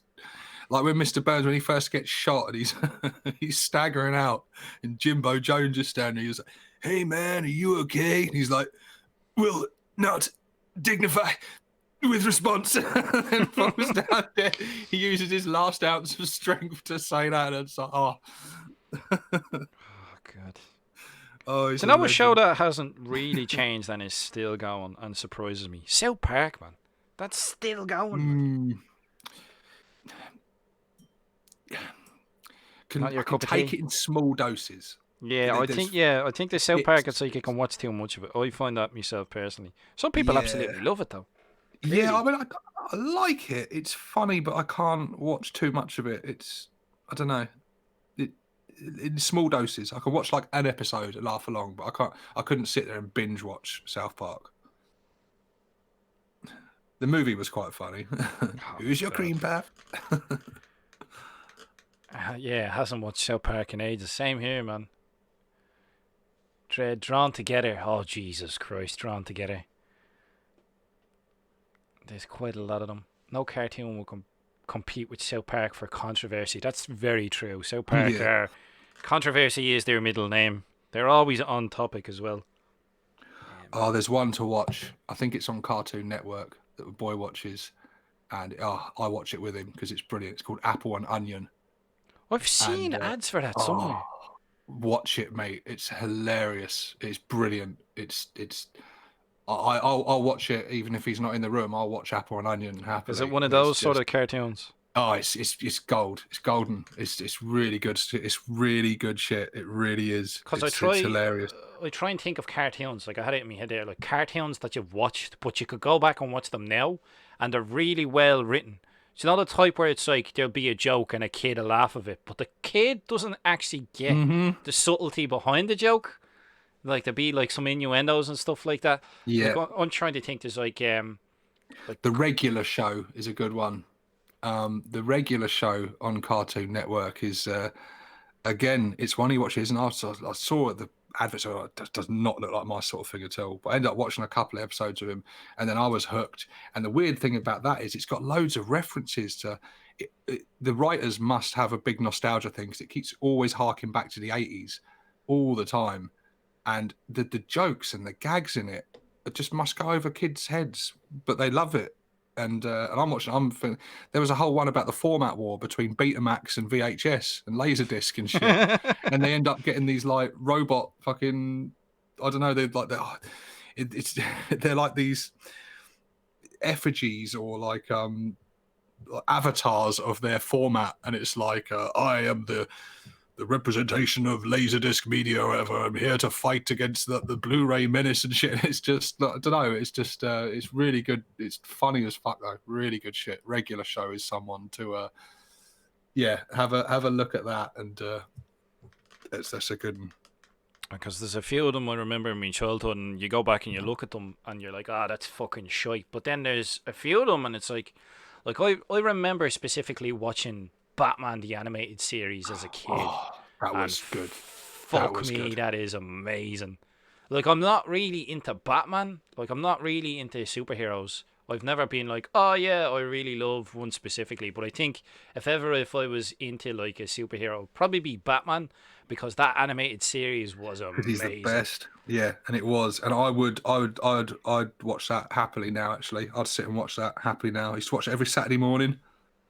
Yeah, that was that was a good show. Man. I remember as a teenager, my best mate at that time was a girl, lived just like a little walk away from me, and I used to just be around there every Saturday, and she'd always moan at me because I'd turn up late. She'd say, "Oh, you'll be at like 8:30 or whatever." Yeah, and I'd always turn up late, and she'd fucking late again. Where you been? I've been waiting for you now. I'm like, she'd just look at me and go, "You're watching Batman, weren't you?" I'm like, "Yeah, sorry, I had to just watch that. Watching fucking Batman." She's like, "How old are you?" I'm like, "It's really cool. You got to watch it. It's good." No, I'm not watching fucking Batman. Oh, man. Yeah, definitely. Gar is saying Duckula, Count Duck. Oh, that was fucking hilarious as well, Count Duckula. There's a good few of them. Yeah, I used to watch that one. What else is a good one? Samurai Jack. If you get a chance to watch that, it's pretty good. Yeah, never heard good things. Never actually watched mate, that. you love it. It's very sort of stylistic, but the way it's directed as well is really well done. Like, you'll watch it and you'll be like, this is a kid's cartoon. It's really well done. What else? I'm trying to think. I've knocked a few of them out of my head now. I used to watch like the Grim Adventures of Billy and Mandy. Dexter's Laboratory. Yeah, I remember that. That was brilliant. I used to love it. The original. Can't beat a bit of SpongeBob. SpongeBob's always good. SpongeBob is hilarious, man. SpongeBob is, and I think SpongeBob is another one of those cartoons where it's like kids can watch it with you. Yeah. But like, there's a whole layer to like the comedy that kids don't. It goes over kids' heads. Yeah, and it's quite trippy, isn't it? It's quite trippy. Be giggling to yourself, man. I think I used to watch back in the day Ren and Stimpy, and I think Ren and Stimpy was very much like a blueprint for SpongeBob. The same art style and the same sort of. You can see the kind of Like, you go back and you watch Ren and Stimpy and you'd be like, wow, they really aired this stuff for kids. Yeah. Like, what the hell? It was oh, speaking of like stuff like aimed at adults, Beavis and Butthead. Oh yeah. At the day when that was an event on MTV, when their show was on, everyone watched that. And bands were made or broken when they featured on Beavis and Butthead.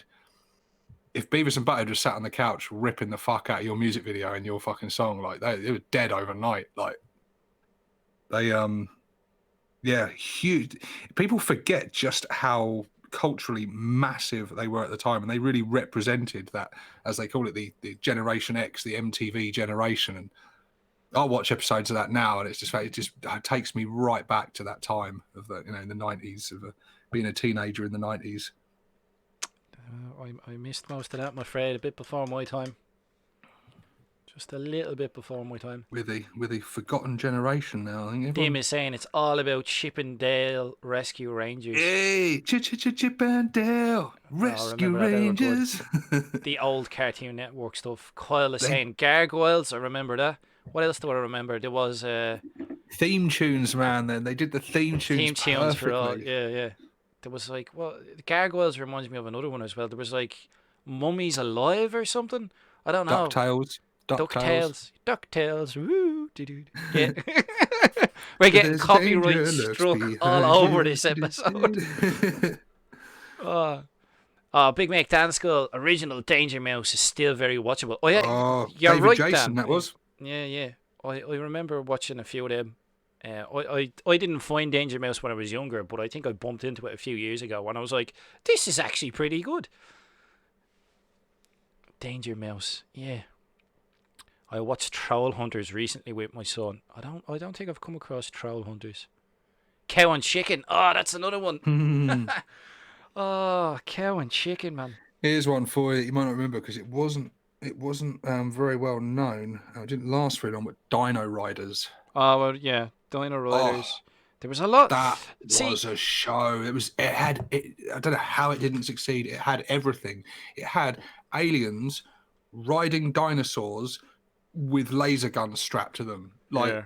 just literally like they did like one of them focus meetings with a load of boys. What do you want? I want dinosaurs. Okay, cool. I want guns and explosions. Yeah, cool. I want aliens. Yeah, cool. I want robots. Cool. We'll just throw them all in together. Let's just throw that and like, yeah. Oh, totally, I was man. sold. That was but that was the 90s all over. Was the whole point was they'd make cartoons to sell toys. That was the whole premise. That's how we ended up. So good. This is how we ended up with like fucking Street Sharks, like Biker Mice from Mars, God knows what else. Like all these. I got the T-Rex for Christmas. I got the T-Rex, which was on Dino Riders, the big villain. He was like the Skeletor of the thing, and he rode on like a throne on the back of the T-Rex, and either side of it had like two ball-mounted sort of turrets with little alien dudes working the turrets, and you could open them up and put the dudes inside to operate. Oh man, yeah, people riding Raptors. You had a fucking Diplodocus, which had a bit either side, and you opened it up, and there was like a comms room in there with little people at terminals and shit. Like, oh, cool. But you see what I mean? Cool It's all about the toys, though. That's what I find hilarious. Mhm. Unashamedly, we'll look back in time and we're like, yeah, but they were cool, man. Yeah, They were cool. damn right. What else? There was another one I remember watching called Cadillacs and Dinosaurs. That was another sort of like. Yeah, it rings a bell. There's loads of them. There's so many. Like some people will say in the comment section, you'll be like, "Oh my god, Dino Riders, Troll Hunters and Rescue Rangers." Yeah. How am I going to make that look different from his nails? That's annoying. Same reason Biker Mice from Mars sucked, man. Just over the top stuff. Yeah, but you look back and it's hilarious. Some of it's good. Yeah, I didn't used to mind it. It was there was that and Battletoads, weren't there, which were blatantly just took the Ninja Turtles formula and like. But the Teenage Mutant Ninja Turtles, like the original cartoon series, was amazing. Like it really was. And then they started, like as it went on, it sort of lost the plot, and they were just constantly creating characters to sell toys. Sell more toys. More, yeah. More Secrets of the Ooze to create more mutants for them to fight. Thundercats. He-Man. Yeah, see, like Thundercats, He-Man, they're all a bit before my time. I never got this whole Thundercats thing. Transformers were the main cartoon made for toys in the first days. Thundercats. Oh. No. Thundercats and He-Man was before my day. I missed that. I would have been was He-Man mad. Yeah. Quite a few people went He-Man mad. Quite a few people are Thundercats mad as well. I was always, it stuck with me right through to 40k, even as a young kid, always wanted the villains, always wanted the monsters, the villains, and that. Like most of the kids wanted like a Lion-O figure or a He-Man figure. I always wanted Skeletor, Mum-Ra, wanted all their host of mutants and stuff. So nearly all my He-Man figures were all the baddies, because they were just cooler. They were big monsters and robots and shit. They were just so much cooler than the good guys. I remember watching the live-action film as a kid and thinking it was brilliant. But yeah, anything sort of sci-fi and fantasy I loved. Like there's a lot of those type of older films that I my love from the 80s. my first my first foray into the world of like hip hop was MC Hammer, closely followed by Vanilla Ice. And so when Ninja Turtles 2 came out, and my dad rented it out on video for me, we watched it at home, and the Ninja Turtles start fighting in the middle of a Vanilla Ice concert, and he does the ninja rap. Like, I thought I'd reached like the pinnacle of cool awesomeness. I was like, this is like the greatest movie ever made. like 11 or 12-year-old me at the time was like, this is the coolest thing ever. Oh, man. I remember me and my brother watching like the Super Mario's film when we were kids and thinking it was brilliant. I think I was a little bit older then, because I was like, what? This is not fucking Mario. What the fuck? What is this crap? No, I distinctly remember, It was because a I remember strange me. adaptation for sure. I remember me uncle bringing us down to the Extra Vision, and renting the VHS, and then like he got us like you used to be able to buy like plastic tubs of toffee popcorn, little plastic buckets. I remember that specifically. Remember like we would have only been young, like. I remember getting like the tub of toffee popcorn and like going in and getting the VHS and watching it, and we thought it was brilliant, man. We thought it was memories, great. mate. Golden memories. But I've always liked films that are a bit fantastical, whether they're like sci-fi films or fantasy ones, like the original like Conan the Barbarian and like Conan the Destroyer. I used to love watching them. Fuck yeah. Willow. Like there's so many. Yeah. Oh yeah, man. That film used to freak me out a little bit as a kid, where they like have the wand and he mutates. Awesome, wasn't it? There's the hairy creatures. They're in the fort. trolls, yeah. Yeah, and he mutates it into this ball thing and kicks it, and then it turns into like these snakes. Like a hydra or something. Hydra, Like, something. Yeah. I was like, what? The bejesus. It was good though. It was good, man. Yeah, probably Val Kilmer's best movie. Probably, yeah, because that Batman film was blatant terrible. Well, I thought it was until fucking George Clooney came along. Oh, I remember going to see that as a kid. We were in like the Scouts or the Cubs or whatever, the Beavers. We all went to see it. I think the best thing about that film was Arnold Schwarzenegger just, taking the absolute piss. Not sending me to the cooler. yeah, taking the absolute piss out of it, like just. Oh, they really dropped the ball with that. Like, oh. It was I remember it was for my birthday actually. My old man took me to see Batman Returns at the cinema, and it was I think when they brought in the it was a 15. No, it wasn't. It was a 12 at the cinema, and they only just brought in that because 12 didn't exist before. They just brought it in, and it was right on the verge of being a 15 or a 12 in it, and I had to lie about my age to get in there. I think it was like my 11th birthday or something, but he managed to smuggle me in there to watch Batman Returns, and yeah, that was a good moment. And I think we went there and then went to like McDonald's or Burger King or something afterwards, and got the toy that came in the box with it and stuff. It was a Batman one or something, probably. Yeah. I was spending all summer walking around in a Catwoman t-shirt. Good times, man. Good times. Because even at that age, man, I was like Michelle Pfeiffer. Like, whoa. I think everyone was like Michelle Pfeiffer, regardless of their age. It's like, Jesus. She was a bad bitch in that movie. Whew. I think the only scene I really specifically remember about her is like when she gets knocked into the alleyway and there's just like cats all over the place. All eating and chewing at her and that. And... Yeah. I specifically remember that. I was like, what in the bejesus is going on? It was funny, man. It was funny.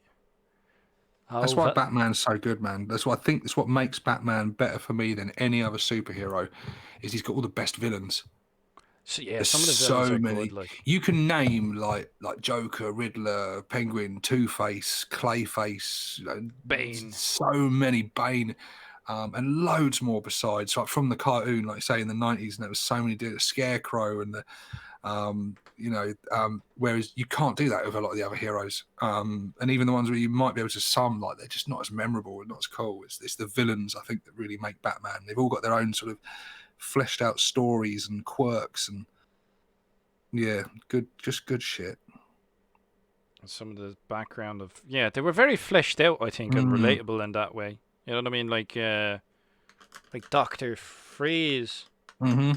Like I remember A in the lot of them animated don't start series. out evil, do they? You know, they've No, got yeah, a that was the whole tragic thing. Like, story and stuff. And yeah, the whole like Doctor Freeze in the animated series was like he was trying to find a cure for his wife who was like, for you know what I mean. So you could empathize with him. I I admire that in like in films as well. Like it's good writing when you can see like an evil character, but you can relate to why they're evil or how they've ended up down that path. You know what I mean? Where they started off as a normal person and like Heath Ledger's Joker on Batman on he that's a sublime performance and stuff, and he's clearly mental and batshit crazy, but the shit he says in it is right. Like what's scary is he's coming at it and saying about these things. He's clearly unhinged and very fucking dangerous and just unpredictable and just Fruit Loops, but he's also right in a scary way. He talks about millions of people can die on a bus or whatever, you know, on but one congressman or whatever gets killed or something, and the whole world loses its shit. And it's little lines like that he has that are just, yeah, count a good, right? they're awesome. They're of all the superhero movies going, the Dark Knight trilogy. I watch all three of them like one after the other, just in heaven. I don't think you even have to be into like superhero movies at all to enjoy those, because he's not a superhero, is he? He's just a rich man with loads of gadgets and Well, it loads of depends. skills. Well, you could say the same about Iron Man, and look at how like well that worked Mm-hmm. out for Marvel. You know what I mean? Better than Um, Superman. Superman is shit. Never liked Superman. Boring. Don't get it. Doesn't do anything for me. I remember that watching the old Superman. Well, it would have been old when I was young. When I was young, I remember watching the Superman films. Um, and we thought they were good. Like I remember, what ones do I specifically remember Yeah, that were I good did enjoy some of at the the old time? the movies back in the day when they were on and stuff, but he just as a character doesn't do anything for me. I just The Man of Steel isn't your cup of tea. How dare you, no. sir? I like the fact that Batman is He has vulnerabilities and yeah, weaknesses. it makes him a much more interesting character. That's much more interesting to me than someone that's just like nothing can hurt me. All right, well that's shit. Maybe it's because he's more relatable to you. You know what I mean? Yeah, yeah. Have a lot of similarities with Batman. Minted, secretly knows Taekwondo. You know, midnight vigilante. It's like shh, the secret's out. What's going on in the comments section? Let's have a look here. Madness, absolute bleeding Yeah, madness. buddy. So, um, Oh, Val Kilmer film. Hyper Sapien says, I loved Warwick as Wicket. I really liked Battle of Endor as a kid. Battle of Endor. Endor. Oh my Oh, god. the long forgotten Ewok movie, the Star Wars spin-offs. I loved them as a kid. I think they're terrible movies, but they have a certain charm because of how bad they are now. But yeah. Well, don't tell me you're turning into this dim reaper of it's so bad it's good type thing. They are, mate. They are genuinely so bad. They're good. They're well worth a watch. If you're like a Star Wars fan but you haven't seen these, they were like straight to TV movies, but they did Oh, come out on like VHS and stuff. And it was brilliant. two movies set on the forest moon of Endor with the Ewoks and stuff, and they were cool. So bad it's Dredois good. says Harley Quinn is good for some fun, but she's not a keeper. You ain't taking her home to mum. She's got daddy issues. Garzinki says, why so serious? Dim Reaper says, best Batman film, in my opinion, is the animated Mask of Phantasm. Yes, I've watched that, mate. I watched that. I put it on. No, actually, I haven't seen that one yet. I saw the Killing Joke. I saw that one fairly recently, and put that on. Mrs. says, "Oh, what we watching?" I said, "Batman." She's all right, cool. Put it on. It starts. She's like looking at me once she notices it's a cartoon. She's like, "What the fuck?" And then I'm like, "Just trust me. Give it a chance. Give it a chance." just And watch it. yeah, Just watch it. it was good. It was good. And I think if you haven't seen any of the recent animated movies, mate, you should check them out, because if you like the old 90s, it's that in the movie form. It's that same animation style, the same. It's that basically. It's like a Alright. continuation. Yeah. So, I'll have to have a and look then. they go dark. You've got some pretty horrific scenes in there, some violent stuff, some very dark stuff. I mean, fucking hell, there's some fucking sex scenes in them, I think, as well. Oh my days. Or certainly, yeah. But it's but they're good. They're yeah. I do like me a bit of anime, a bit of sort of manga stuff and that as well. I can dip in and out. There's some I bits I like, some don't of it's a bit know. too weird Like for when me. it comes to manga and anime, like I don't get this whole teenagers enjoying robots or schoolgirls thing. I'm like, Yeah, doesn't I'm float me boat at no. all. You got to pick carefully and go from recommendations, but there are a few I can recommend to you that I think you would get a lot out of. There's some good ones out there. Like you there's one there's a two movie one that I'd highly recommend you watch called Afro Samurai. Afro Samurai. I've heard of that before. Fucking Never watched brilliant, it. man. Oh, amazing soundtrack. The soundtrack's done by one of the dudes from the Wu-Tang Clan. Really good soundtrack. It's got Samuel L. Jackson does the voice acting, and it's basically like a Kill Bill revenge story, and it's very little talking in it. It's just literally this guy going on a revenge mission, and Going on a it's mad one. brutal, violent, high action fucking samurai fights and shit, and it's just so good. It's so good. Like I'm not saying I don't like anime in general. Like there's a good few like anime or manga type films that I really like. Like I liked Akira. Yeah, I watched that was the one that brought manga over to the West, wasn't it? For the yeah. first time, really brought it into the mainstream. Akira was cool. I thought that was really good. Ghost in the Shell I enjoyed as well. But like then there's other ones that people love that I've watched like what's it, Evangelion or something, Neon whatever, something like that. It's called Evangelion Genesis or something. Like I thought that was the biggest steaming pile of shit ever. Yeah, I was some like, of them are, man. the Some of them are. storyline is terrible. Dim Reaper, Redline's another good one. But you know what I started watching recently? I noticed on Netflix that a lot of the Studio Ghibli stuff I was. love it. Mate. Just I've been introducing them all to the kids. I've never Um, seen. I'd never seen like Spirited Away I and love it. I what else was I fucking watching? Like gold. Nausicaa and like there's a few Studio Ghibli ones. I Um, can recommend some of them to you, man. I watched the first one I watched was Spirited Away, and that was because used to watch film whatever it was called at the time. The Jonathan Ross show, he'd review movies, and he spoke about it. And he just said how good it was and how beautiful it was. Now he took his kids to watch it. It was good, and I was like, I might have to watch this. And I watched it, and I was like, this is just stunning. I loved the art style, how it's all hand drawn and everything. And they're basically the Disney of their basically they're the Disney of that culture and stuff, and it's but so much deeper than you yeah. get out of like Disney. It's just beautiful artistic work and really good charming storylines. And I just watched one of the other ones there with the kids the other day, the girls. I was like, I'm going to see if they want to watch this. There's one called The Cat Returns, and it was brilliant. It's brilliant. They go to like the kingdom of the cats and stuff, and there's the evil cat king and stuff. And and my girls were glued to the screen from beginning to end. They What else? absolutely loved it. Like they seem to be obsessed with aircraft. There's another one I watched which I thought was pretty damn good. It's called like Porco Rosso, Mm-hmm. and like there's a few of them. There's a Yeah, good few. it's a good one. Uh, Castle in the Sky. yeah, that one. That's brilliant, man. I watched that Howl's and I thought Moving that was brilliant. Castle. I haven't Um, seen Hell's Moving Castle. I don't think that's on Netflix. I'd like to see that's a that one good though. I one. know that one. There's a something dragon one called. It's got the voice of Billy Bob Thornton in it. That's a really good one as well. Yeah, really good. And yeah, just Studio Ghibli, man. I'd recommend them to anyone, especially if you've got families and kids stuff. Introduce them to it because they are just beautiful, charming films that are well worth your time. And yeah, I love them. I love them.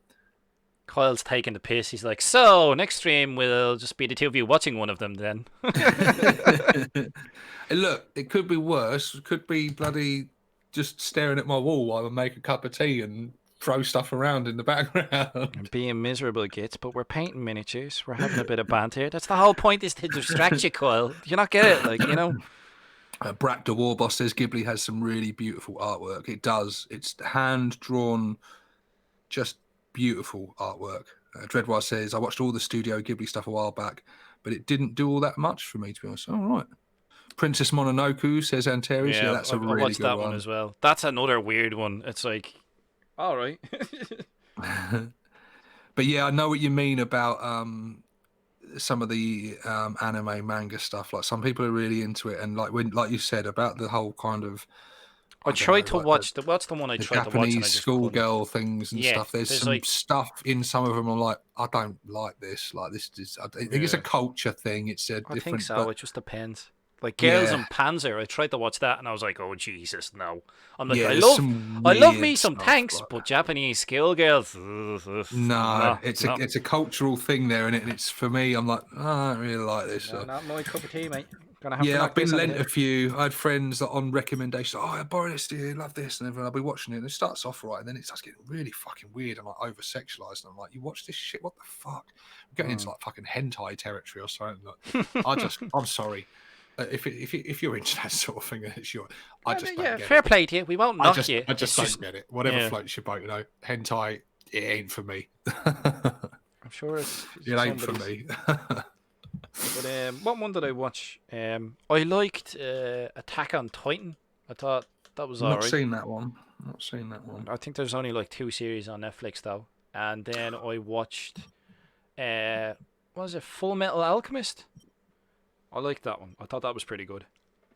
One I watched, which I don't think ever got continued. I believe it was a pilot for what was going to be a series, or at least a series of movies or something.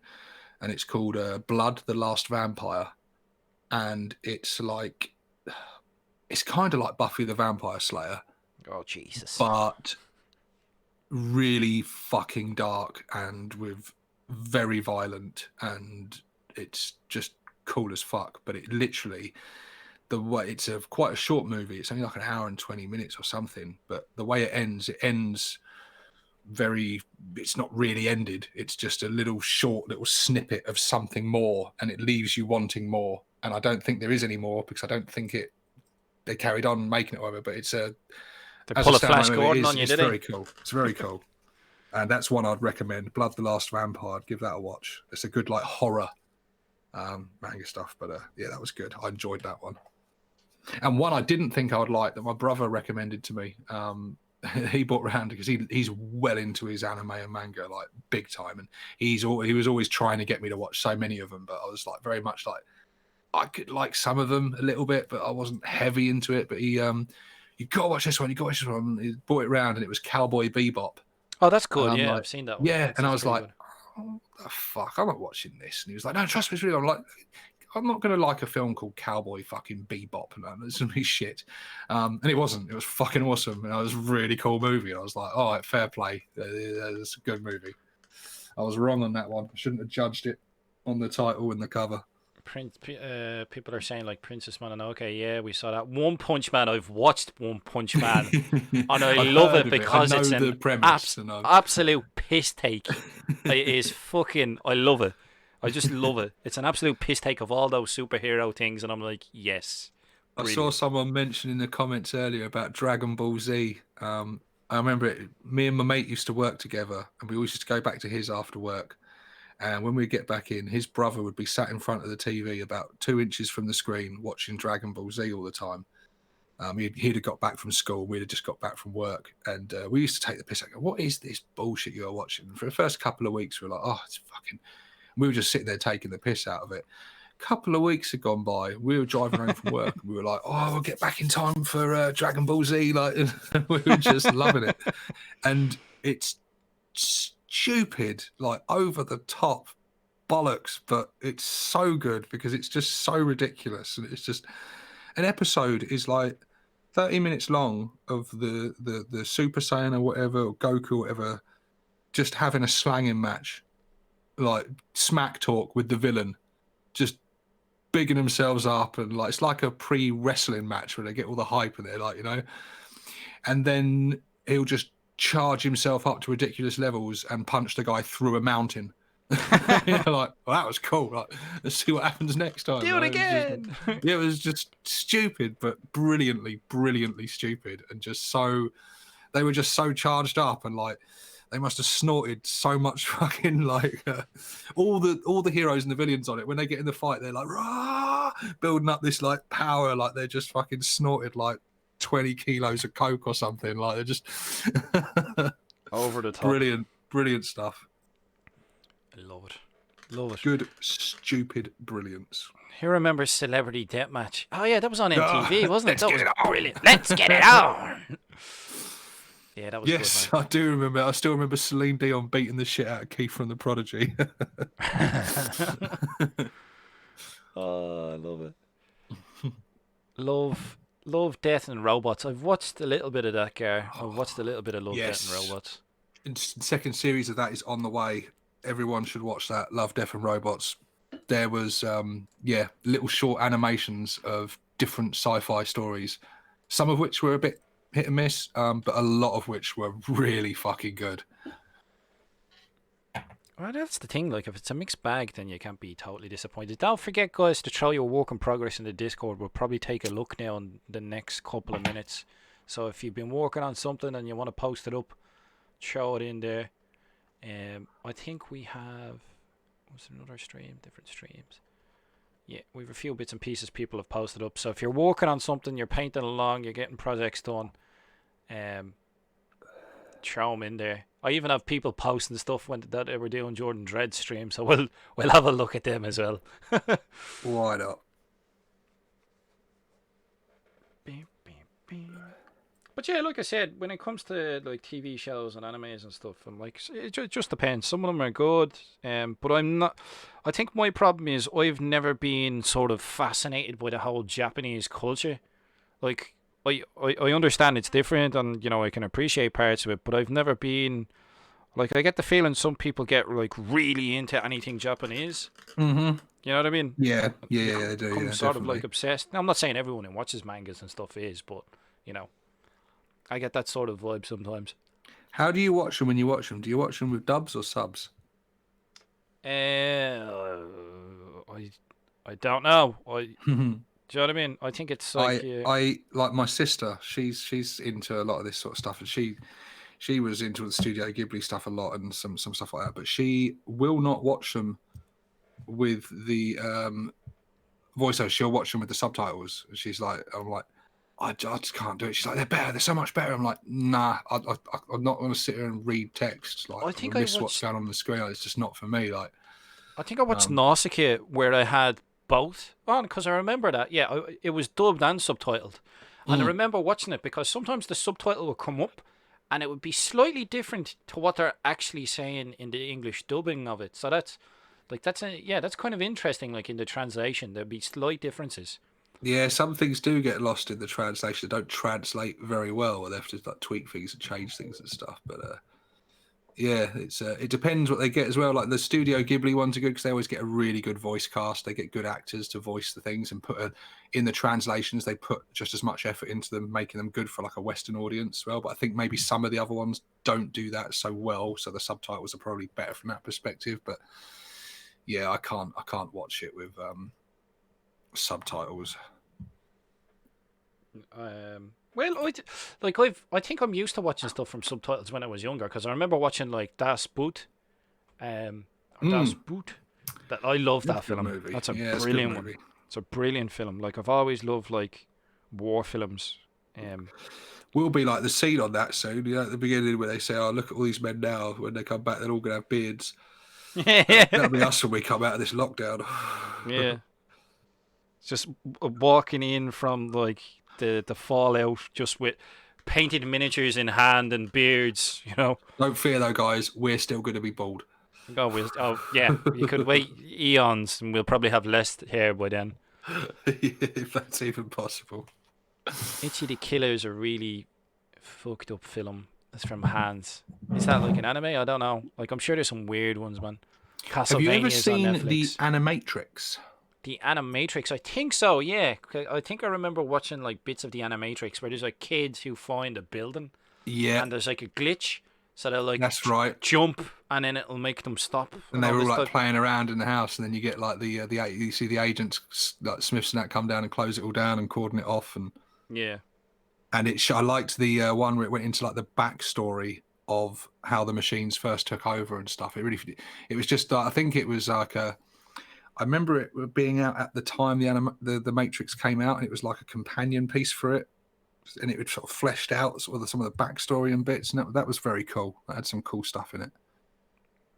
But the Matrix wasn't bad either. I think Oh they yeah, very sort of good. The lost the original plot a one. little bit on the second and third ones, to be honest with you. But Yeah, the original one was don't amazing. have much love for the sequels, but the original one is a very cool film. Oh, definitely. The second one in particular was just hot garbage. So bad. Just The made no fucking sense at all. yeah. Where Eagles Dare is my favorite war film, says Dim. Oh man, Where Eagles Dare is a good one. What's Oh, my favourite favorite one? war film? Oh, There's a few. I used to love watching like Tora, Von Ryan's Express. When you say favourite war film, is it any war? Does it have to be like Second World War? Because Zulu is a Zulu's a big good one. one. Oh, Zulu's a good one. I wouldn't say my favorite, but that's because I'm not British. You know what I mean? it's one of them. It's up there certainly. Zulu And is a good Bridge film. over the River Kwai. That's a That's good one another as good one. well. Yeah. I remember that. Memphis So Belle. many. Always like that one. Oh, that's the one where is that the one where he like does the cartoon or something and the bomber lands, or Memphis Belle is is the that a guys different on the one? Flying Fortress doing a bombing run over Germany and just getting back like with like I don't know like one wing, just Something like completely that. fucked and like just I managing can't remember. just I to get back. Like remember, yeah, because I remember seeing a film like that where they're in a bomber, and the guy is like stuck in the ball turret, and I think yeah, that's it. something, yeah, something weird happens at the end. I don't know where they managed to save the dude. Yeah, where there's a German fighter comes firing at him. He's in like say the under gunner bit, and they hear it. Being shot at, and it's help. They run and open the hatch, and he's just hanging there because all the things shattered and blown away, and he's just hanging there like, let me in. But yeah, that was a pretty cool film. Saving Private Ryan, obviously, really that's a good movie. Well, yeah, like contemporary ones. Like Did like that. there's Um, Fury, but Fury, I did like that. That I was good. liked it up to a certain point, and then I was like, "What the fuck is this shit?" Like where when they're fighting and it's tank on tank action, I'm like, "Yeah, that's grand." You know what I mean?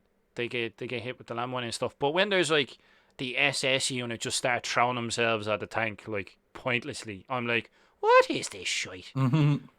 Enemy at the Gates, that was a good one. That was a good one. I saw that in the cinema. That was a very good one. Then there's some bad war movies. Pearl Harbor. Oh, Like, just made me angry. So many. why did you just turn it into a bleeding rom-com? What the? Whoa. And it's I don't know. Americans, you weren't the only ones in the war, right? You were not that movie. It just made me angry. There's so many bits on it. Just made me angry. Oh. Oh my god, there's a few. I haven't seen. What was the latest one that was out in the cinema recently? Was it 1917 or 19? I desperately want to see it. I haven't seen it Yeah. yet, but I will be watching it as soon as it's out on like some sort of streaming service or I wanted to go see it, but I just I'll never be got watching around, that. never got the opportunity. 1917, like The Hobbit. I like that they're doing Really like Black Hawk World Down. War That was a One good one. stuff now a bit more because Yeah. it's been pretty underserved actually, and I find World War One a fascinating war, fascinating, and World War Two is obviously the one that's much more heavily known about and dipped into with various media and that, but World War One stuff. So I like it. Oh, War Horse was a good movie. I enjoyed that. Yeah, that was pretty. Yeah, I remember that was pretty good. What else was a good one? There's so many. Like there are so many good, like war films. 1917 was really good. I was impressed. I've heard it's really good. I wanted to go see it. I just didn't get the chance. Dunkirk. I liked that. I thought that was a really Still haven't good film. seen that yet either. Mate, you haven't seen it. I thought that was a. Battles at the end of Game of Thrones, worst military tactics ever. And they had about 10 generals. Mate, that here. Look, we're not our cavalry gonna talk the about Game of Thrones here. We'll just don't go there because my God, if you haven't watched Game of Thrones, don't bother watching after season 4. In my opinion, really don't. Right, you I'd gets. say it goes on, a bit longer starts than that. to fall apart after that. I think. It starts feeling very rushed towards the end, doesn't it? Oh yeah, definitely. You can tell. It's like, you can definitely tell these guys were rushing off to do a different project. The bastards. Right, we're going to bounce over. We're going to have a look at what people are working on in the old stream. So we're going to have a look at the work in progress. So if you Just don't going to have... be people showing their DVD collections. Yeah, it's like, here's Look at my these war movies I've film got. collection. So we'll have a look there. Stream Discord. Go. No, that's not it. Is it that one? No, I've ruined it now. Hold on. Give me a second.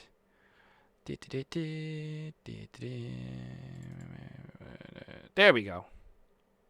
It's a bit all over the place, but there we go. Right, so this is our stream work in progress that we have going on. How am I going to do that? So we'll have a look here. This is what the Pale Orc was working on. Back in Dread's stream, he was working on some gruts. So that's not this stream, Nice. but you know, I thought we'd at least have a look and see what he was working on. Yeah, I like the fact that he's actually used some of the grots that you don't generally see used that often. Like this one's off the back of the biker. I think you can tell by the pose. Gone to town on the bases as well. That's yeah. Not a lot of people would do that with grots, and that's Yeah. cool. He's gone to that effort. You can definitely see he's giving them some shooters and So I'm thinking these might be like renegade grots, because no orc in his right mind will let a grot have a bleeding shooter. Would you weigh out with that? Give him a good clip across the ear and nick it off of him. Know your place. Know your place, you gitz. But yeah, I like the bases. I think you're right. The bases are really good. He has got a power fist and everything. Yeah, definitely rebel grots. Rebel grot scum. Die, rebel scum. Yeah, looking good, man. Scam. Big Mech Dan Skull finally getting around to some of the Speed Freaks buggies. I'm finding this funny that like a lot of people are. It's like Speed Freaks came out, and then I think only a lot of people, myself included, like a lot of people are only getting around to painting them and getting the finger out with them now. Do you know what I mean? I'm finding. I only bought one like a couple of weeks ago. I'm finding that hilarious. Like, sweet. I'm liking the paint job though. And his approach, the rusting it up first and then getting the paint on afterwards. I wonder if he's using chipping really fluid. tidy looking. Yeah, I wonder if he's using chipping fluid. That would be cool, man. If you're not using chipping fluid, Dan, I suggest your painting technique is the way to go about it. Like between your rusted stage and your fully painted stage, just throw some chipping fluid on, reactivate it with some water, and you can get all those chips and stuff. If you're not doing it that way already, you can get some chipping done. But yeah, nice. Pity it's only it's filthy Death Skull blue, but you know. Yeah, I was going to say he's gone the wrong colour there. It's gone the a bit wrong more colour yellow there. on there, please. When's you way out at you and your yellow? The bleeding cheek. But yeah, looking nice, man. We have Lugnuts is working on musicians. I love it. Love that. That is so cool. Yeah, man. The fantasy orc boys bongos there, and yeah, that's cool. Really, I love the choice of parts there. I love the little goggles face and that, and the blue war paint. Yeah, I like it when people do the blue war badass. paint, and it's like, this is really good. You can see where it's come off. I like that with the Death Skulls, actually. They daub themselves a Braveheart style with the blue war paint. It looks very cool. Freedom! Yeah, that's cool. I like that. That's beautifully painted as well. Really nice. Really nice skin textures, and the goggles are sweet. And he's got all his gubbins out the back.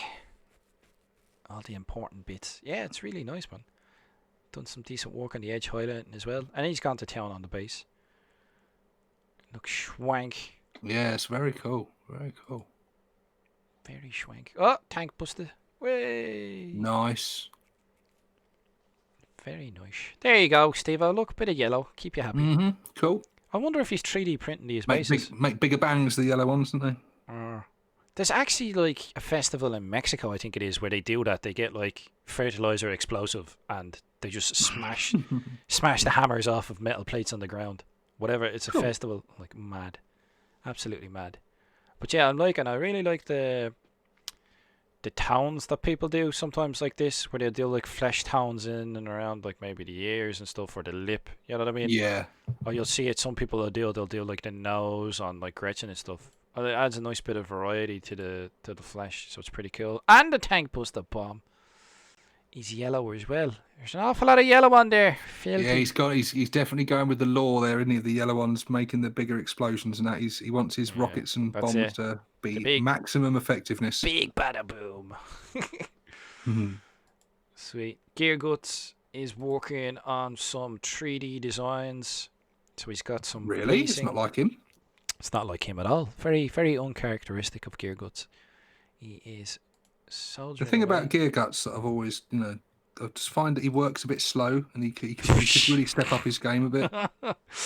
He needs to just, pull the finger out, Gear Guts. I mean, come on. Oh, here we go. Subtle hints. And finishing the first print of this guy. It's like, Scar, if you build your printer, you could print one of these for STEVO. I could. You could. You really could. Because me and Carl have been chatting about this thing, and I want it. Oh, you want one of these, do you? I want that. That's what I want. Right there.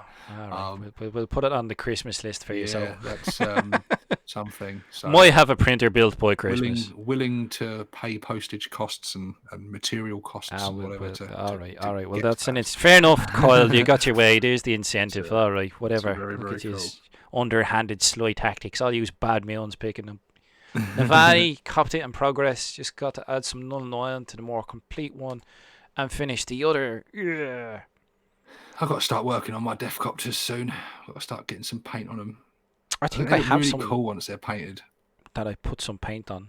Yeah, I'm liking it. It's more like golds and yellows and whites. Yeah, the town's sort of... Yeah, I can see what he means. Like, it's very bright at the moment, but once you throw the wash on it, like, it'll tone it way down.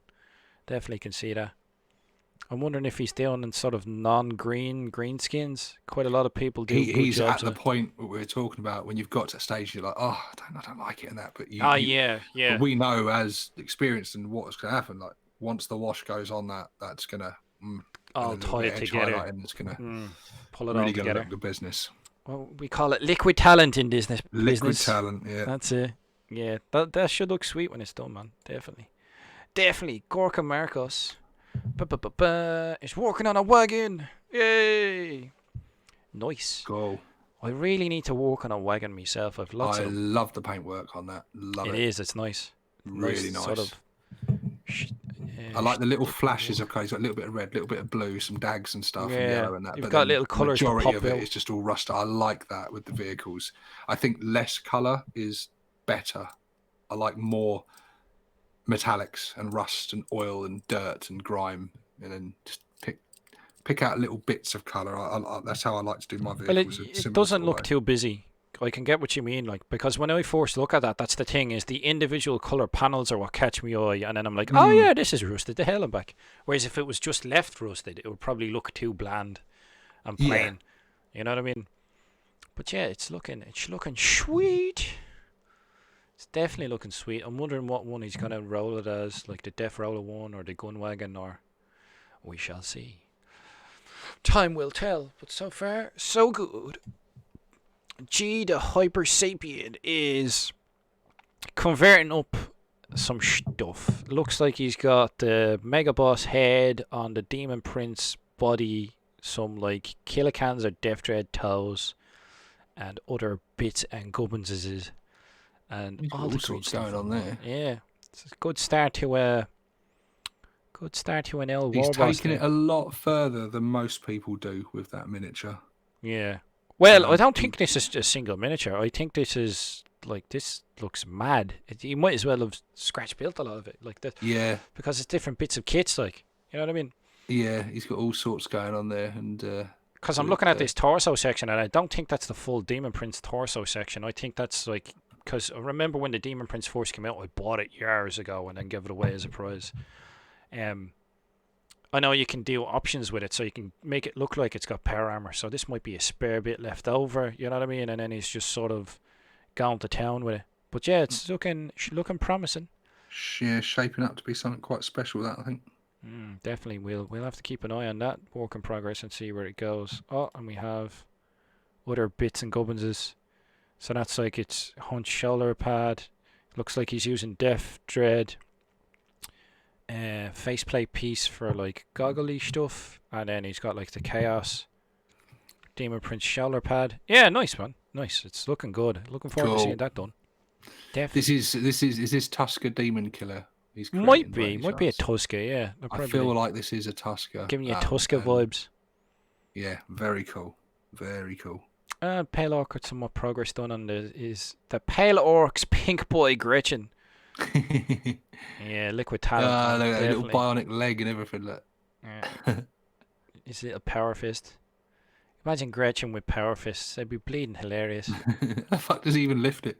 I don't know. It's more. Do you know what would be funny if he I think painted he it? swings the power fist and he goes off with it, flying with it. You Yeah. know, like... Do you know what would be funny if he painted up the? Yeah, I could definitely see him disappearing off with the swing of the power fist. If he painted it up to look like cardboard, that would be. I think that would be hilarious. Just to look the part.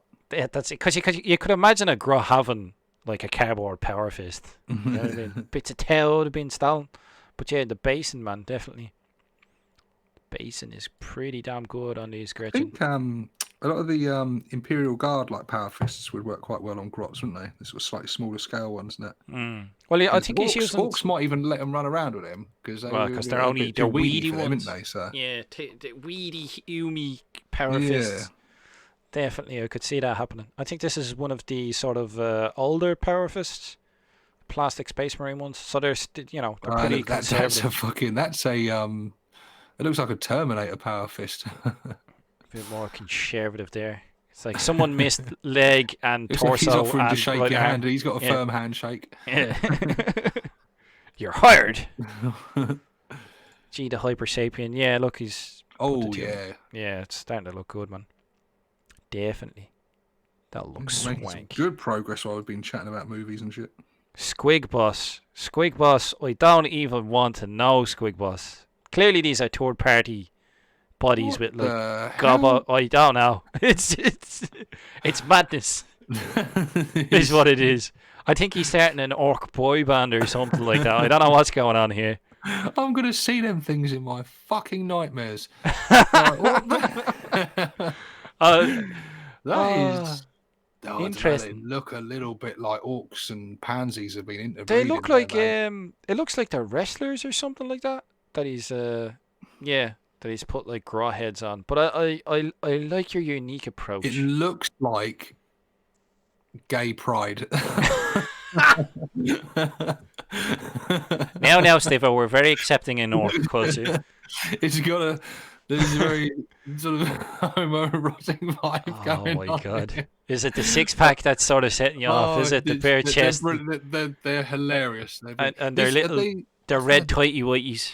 Or maybe like Blood Bowl or something. I don't know, mate. I don't know.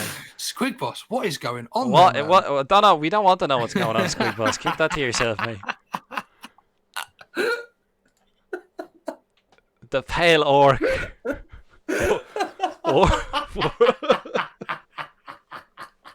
I may have broke Steve-O. I'm sorry. Squig Boss has broken me. That's fucking brilliant.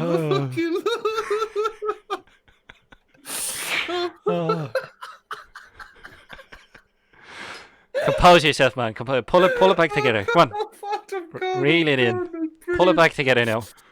Jesus Christ.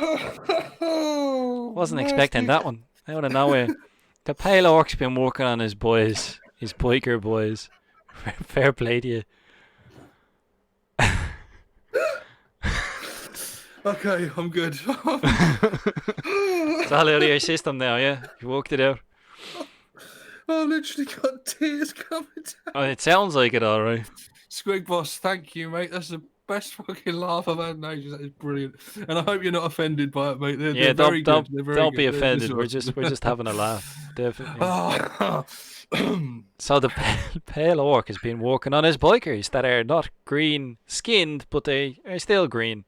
I like the colour scheme he does. It's sweet, man. It's very cool.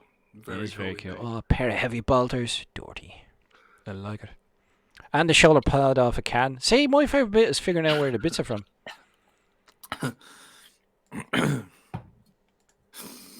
Definitely looks sweet, man. Really nice. I like them. They look swank, especially all together. Dame's been working away on... Jesus, the sculpting hills. Fucking hell. He's digging up fossils or something, isn't he? I don't know, me. Either that or he's getting his... He's got some Tyranid action going on there as well. Getting his army in on becoming a dentist or something. Yeah, Is we've this got. for Space Hulk? I don't Or know, is it a because there's like 40k these sort of army? Or... snake gene stealers and. He's got that awesome Trogoff thing in the background there. Yeah, man. The big boy from the Moon Clan. That's very cool. This big gate in the back. Yeah, Looks swank. he looks like he'd be a pleasure to paint. He'd probably take up a fair bit of paint as well. What are those three dudes at the front? What are they? They don't look. I don't suspiciously know. They imperial look. to me. They look like they're the Spanish Inquisition or something like that. I don't know. Well, nobody expects them. No, expects the Spanish Inquisition. Wasn't Surprise! Prepping for my next vid, some more green stuff tips. Ah, okay. And this is some sort of like Yeti type creature.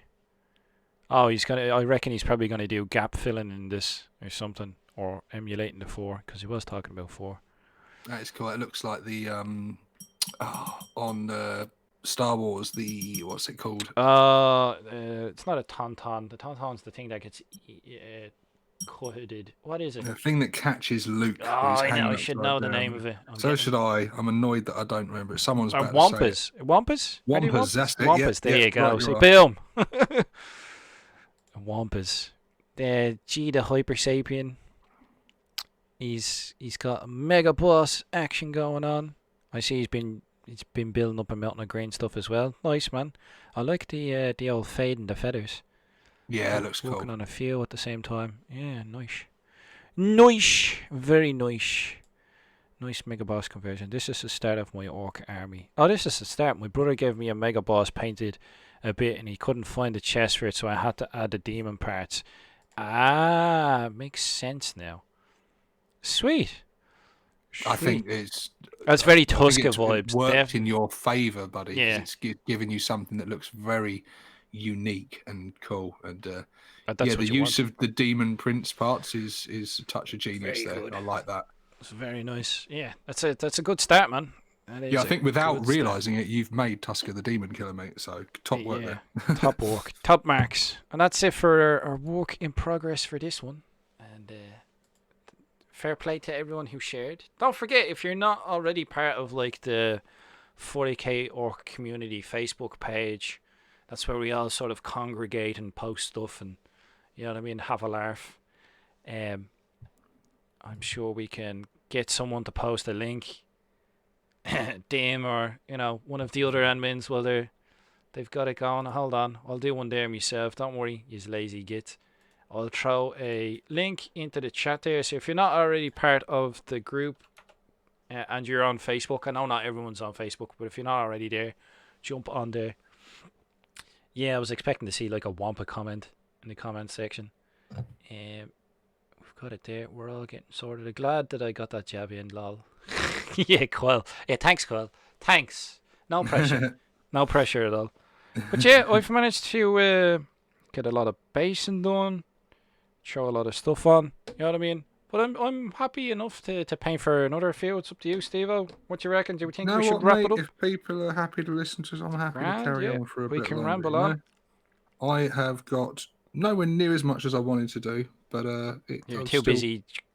Yeah, too busy losing my shit. Squig boss, man, thank you, mate. That's the hardest I've laughed for a long time over recent months. It was just brilliant. Oh my god. That was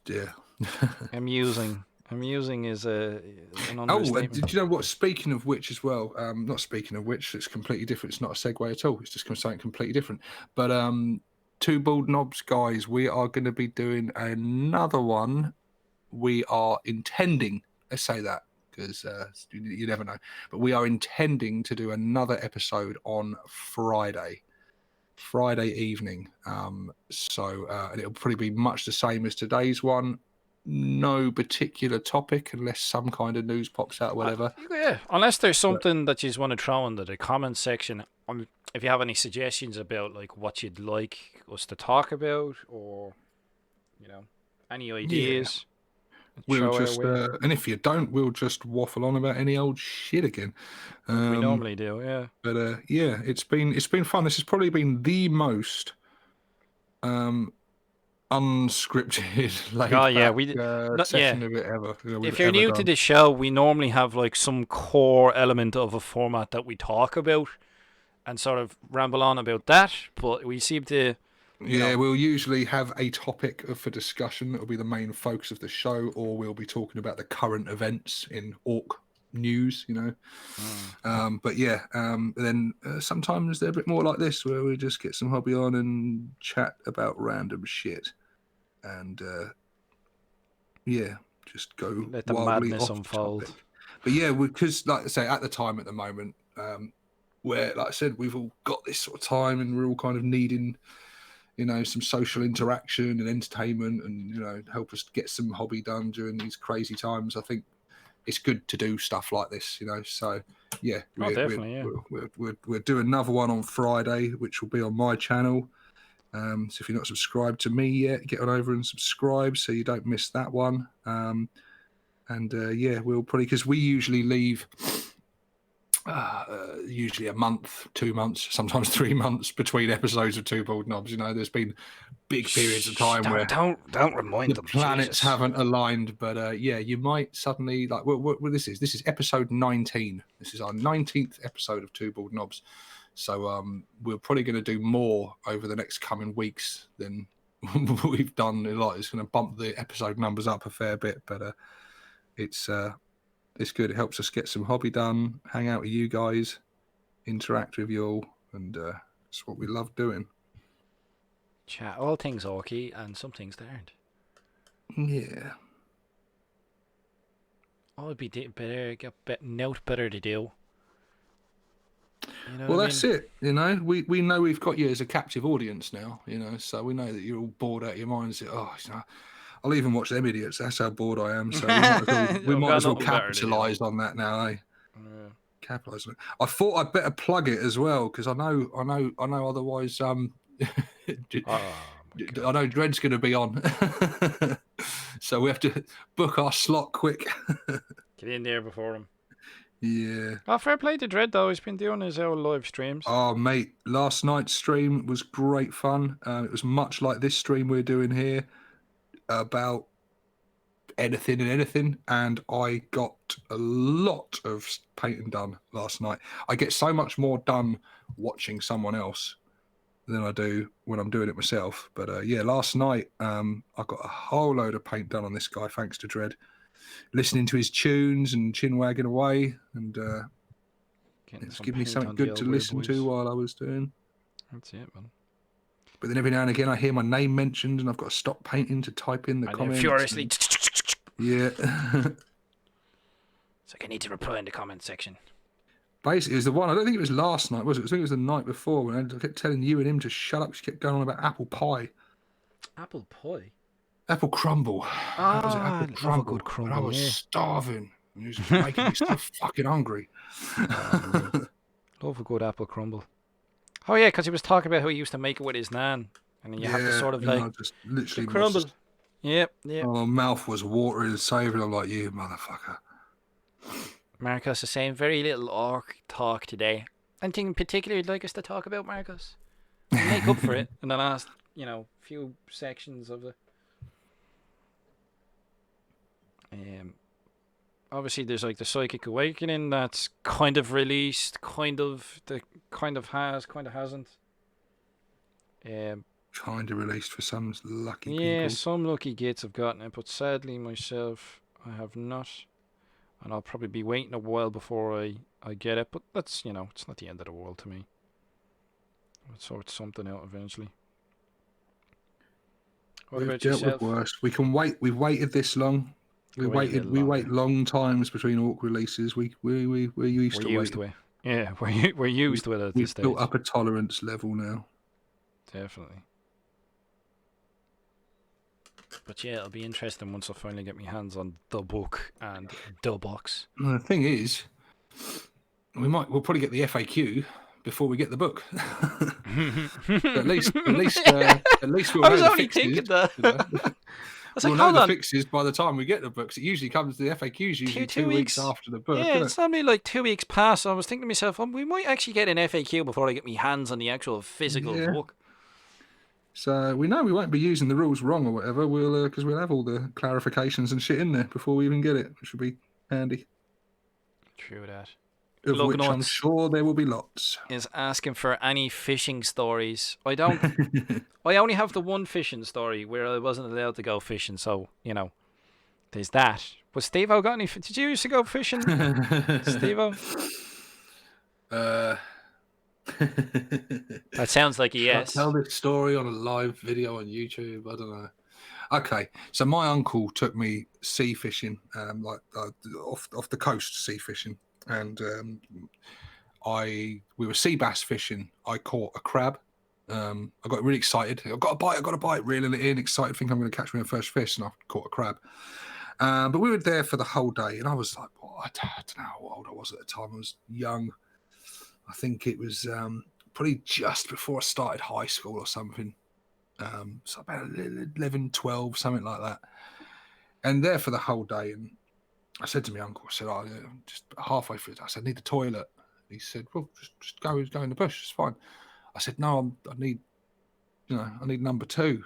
He was like, oh, well, he said, it's just no toilets around here. You're just going to have to go off and, do it. Can you not hold it or whatever? I'm like, no, I really can't hold it. So he gives me a newspaper and sends me off into the bushes. Go on up there and just go behind the tree up there or something. Do it. There's no one around, no one to see. It's fine.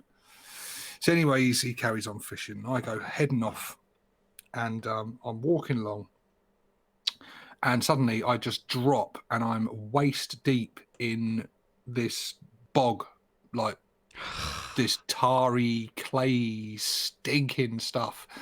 And I'm freaking the hell out. It's like that scene on Never Ending Story when the boy loses his horse in the fucking swamp of despair or whatever it's called. Yeah, I think so that's I'm literally thinking that's how I'm going to die. And yeah, I'm calling out to him, but he's so far he can't hear me. I eventually managed to drag myself out of there. So now I'm standing there like two-tone, like waist down with this greeny, sludgy tar stuff, still needing a dump. Anyway, carry on my little excursion. Managed to find a bit which is as secluded as possible and have a look round. There's no one around. So I'm like, okay. So pull my kegs down, squat there behind this bush and start curling one out. This is what you're tuned in for, guys, isn't it? So yeah, halfway through the dirty deed and looking around, I'm like, where the fuck's the newspaper? I must have dropped it back at the fucking bog.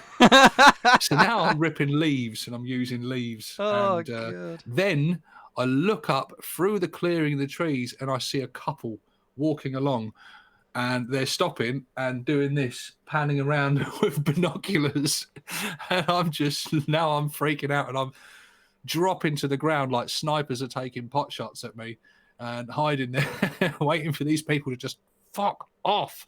Like, and little did I realise that my uncle from way back over in the beach is watching all this unfold and he is in hysterics, pissing himself laughing, and he just thinks it's the funniest thing he's ever seen. And yeah, and then I ended up that whole day as well, got really badly sunburnt across my entire body. So yeah, I managed to catch a crab, go through an incredibly near-death experience, one of the most embarrassing experiences of my life, and then get really badly sunburnt. And even to this day, at every family barbecue, all my uncle has to say is, with a sly grin on his face, is back to nature. And the whole story comes out again and he retells it. And every time it gets more and more embellished and exaggerated. And yeah, I am the butt of all the jokes, no pun intended, at the family barbecues. And that's just one of them stories that keeps rearing its ugly head for me. And I just never live it down. But yeah, there you go. I've just shared it with the live internet on YouTube. permanently, so, yeah. forever. Yay! There you go. Sharing is caring. Oh man! But yeah, that's my fishing story. Did he crack any jokes to you? Yeah. Well, I wouldn't be surprised if that was your experience. Yeah. I'm like, did he crack any jokes to you when you came back? Because I'm thinking you were saying it. You were two-tone. I was like, you know what I mean? I'd be thinking to myself, Jesus. He didn't see that bit. So I mean, he was like, what happened? Yeah. I don't know. Just. Oh, good. Yeah, but that sunburn was evil as well, man. I had some sleepless nights on there because I lived with my nan at the time, and so my uncle was not popular with my nan because she had some sleepless nights with me because I was up like crying and stuff because this was a bad sunburn, man. I was in pain, big time. That was the worst sunburn I ever had. This was my fair Irish skin out in the August sunshine with no sun cream on, just a pair of shorts. You're asking for fucking trouble there then at that stage, mate. Completely screwed I was. You're asking for trouble. No, I don't think I've ever gotten too badly sunburned. I think I got a little bit sunburned before where it peeled on me, but I haven't gotten any like. I'm like one step away from being a ginger when it comes to the sun. Like it just fries the. I fry like a fucking vampire when I go out in the sun. Yeah, I tend to do all right. Not too badly. And I never tan. No. My neck and my arms tan a bit. You get a bit of a farmer's tan, do you? By tan, I mean it just goes freckly. But then I literally just burn, peel, and then back to white. Ghost white or lobster red. Ghost white, lobster red, or snake skin shed. Yeah, that's it. That's my my metamorphosis that I go through. That's it. It's about that time of the year, summertime. Need to shed the skin. Look like what's his face, old Silas, whatever his name is, off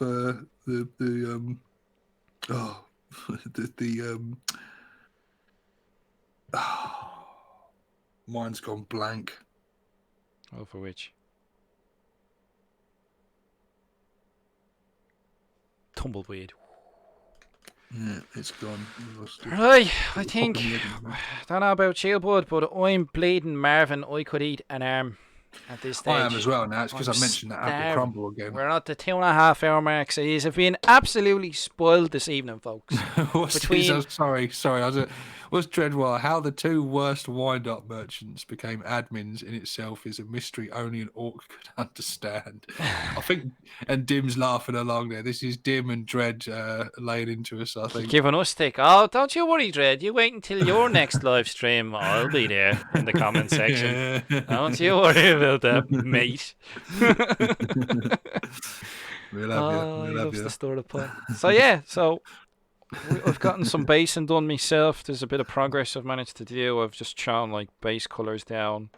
I've not, you know the basic stuff that's easy to do and talk shit at the same time. You know.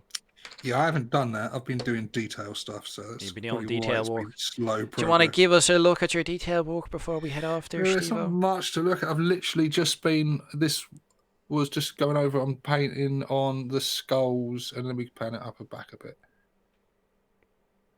So yeah, just painting the skulls, painting like the little bits of rope and stuff on him. So I'm just getting some of that. Picking out detail, yeah. Bits on, it's just very fine little details and that. But I've almost done it. I was intending to get a lot more than this done tonight, but I've been having too much fun. Too busy nearly fucking wetting yourself laughing, that's what. Yeah. Yeah. That's one for the Smeg Ups playlist, I think. Oh, definitely one of them. All right, so we want to say again, thanks for everyone for joining. Thanks to the Pale Orc for doing our swanky template layout for us, mate. Cheers, mate. Absolute gent. Bottom of our hearts, mate. Thank you. We're well chuffed with it. Trauma sub over there. Yeah. And I'll be watching all your videos tomorrow, mate. I'm going to be tuning in, and because I haven't been aware of it, so I'm looking forward to watching some good Orky content on a channel I haven't watched before. I was already subscribed. I'd like to have you know what I mean? And I've watched your videos, so, not that I'm... Guys, if you've got a channel out there and I don't know it, I'm not subscribed to you, give me a little nudge. Just let me know. Say that I've got a channel. Come and subscribe, and I will come and subscribe and check it out. Because I'm always on the lookout for Orky content. Get your arse onto the Orc community, 40k Orc community page. Get your arse on there.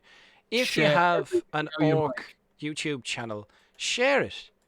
We're not, you know what I mean? The whole point is Orky stuff, more Orky stuff. We Mhm. want to see more orc YouTube channels out Share there. anything. If Yeah. you are creating products that you want to sell, you want to promote things, go for it. Share them on there. If you're making 3D sculpts, you're doing commissions, you're doing anything like that, share it. And if you just want to share stuff just for the fun of it, you just painted something, you're really happy with it, you want to get some feedback on it, share it. Share stories. You can share lore with us. You can share artwork. We had someone earlier sharing a song. Whatever. Whatever your medium is, as long as it's orky, share As it. long as it's orky related. That caveat has to be orky related. Yeah, yeah, yeah. Orky. Orky related and get it in there. So Not yeah. a not a picture of a meme with just some orky Yeah, word written. yeah. Shit. Orc related. All right. So it's been an absolute laugh. If you're not already subscribed to me, subscribe, hit the like button, and we'll see you in the next episode of Two Bald Knobs, which should be Friday. Is it ish? Maybe? Friday. Yeah. Friday. Friday, 9 o'clock. Should, 9 We'll let you o'clock Friday. know. Over on Stevo's channel. If you're not subscribed to him already, get over there, subscribe, and we'll catch you in the next one. So that's goodbye from me. And it's 6 plus Stevo signing out.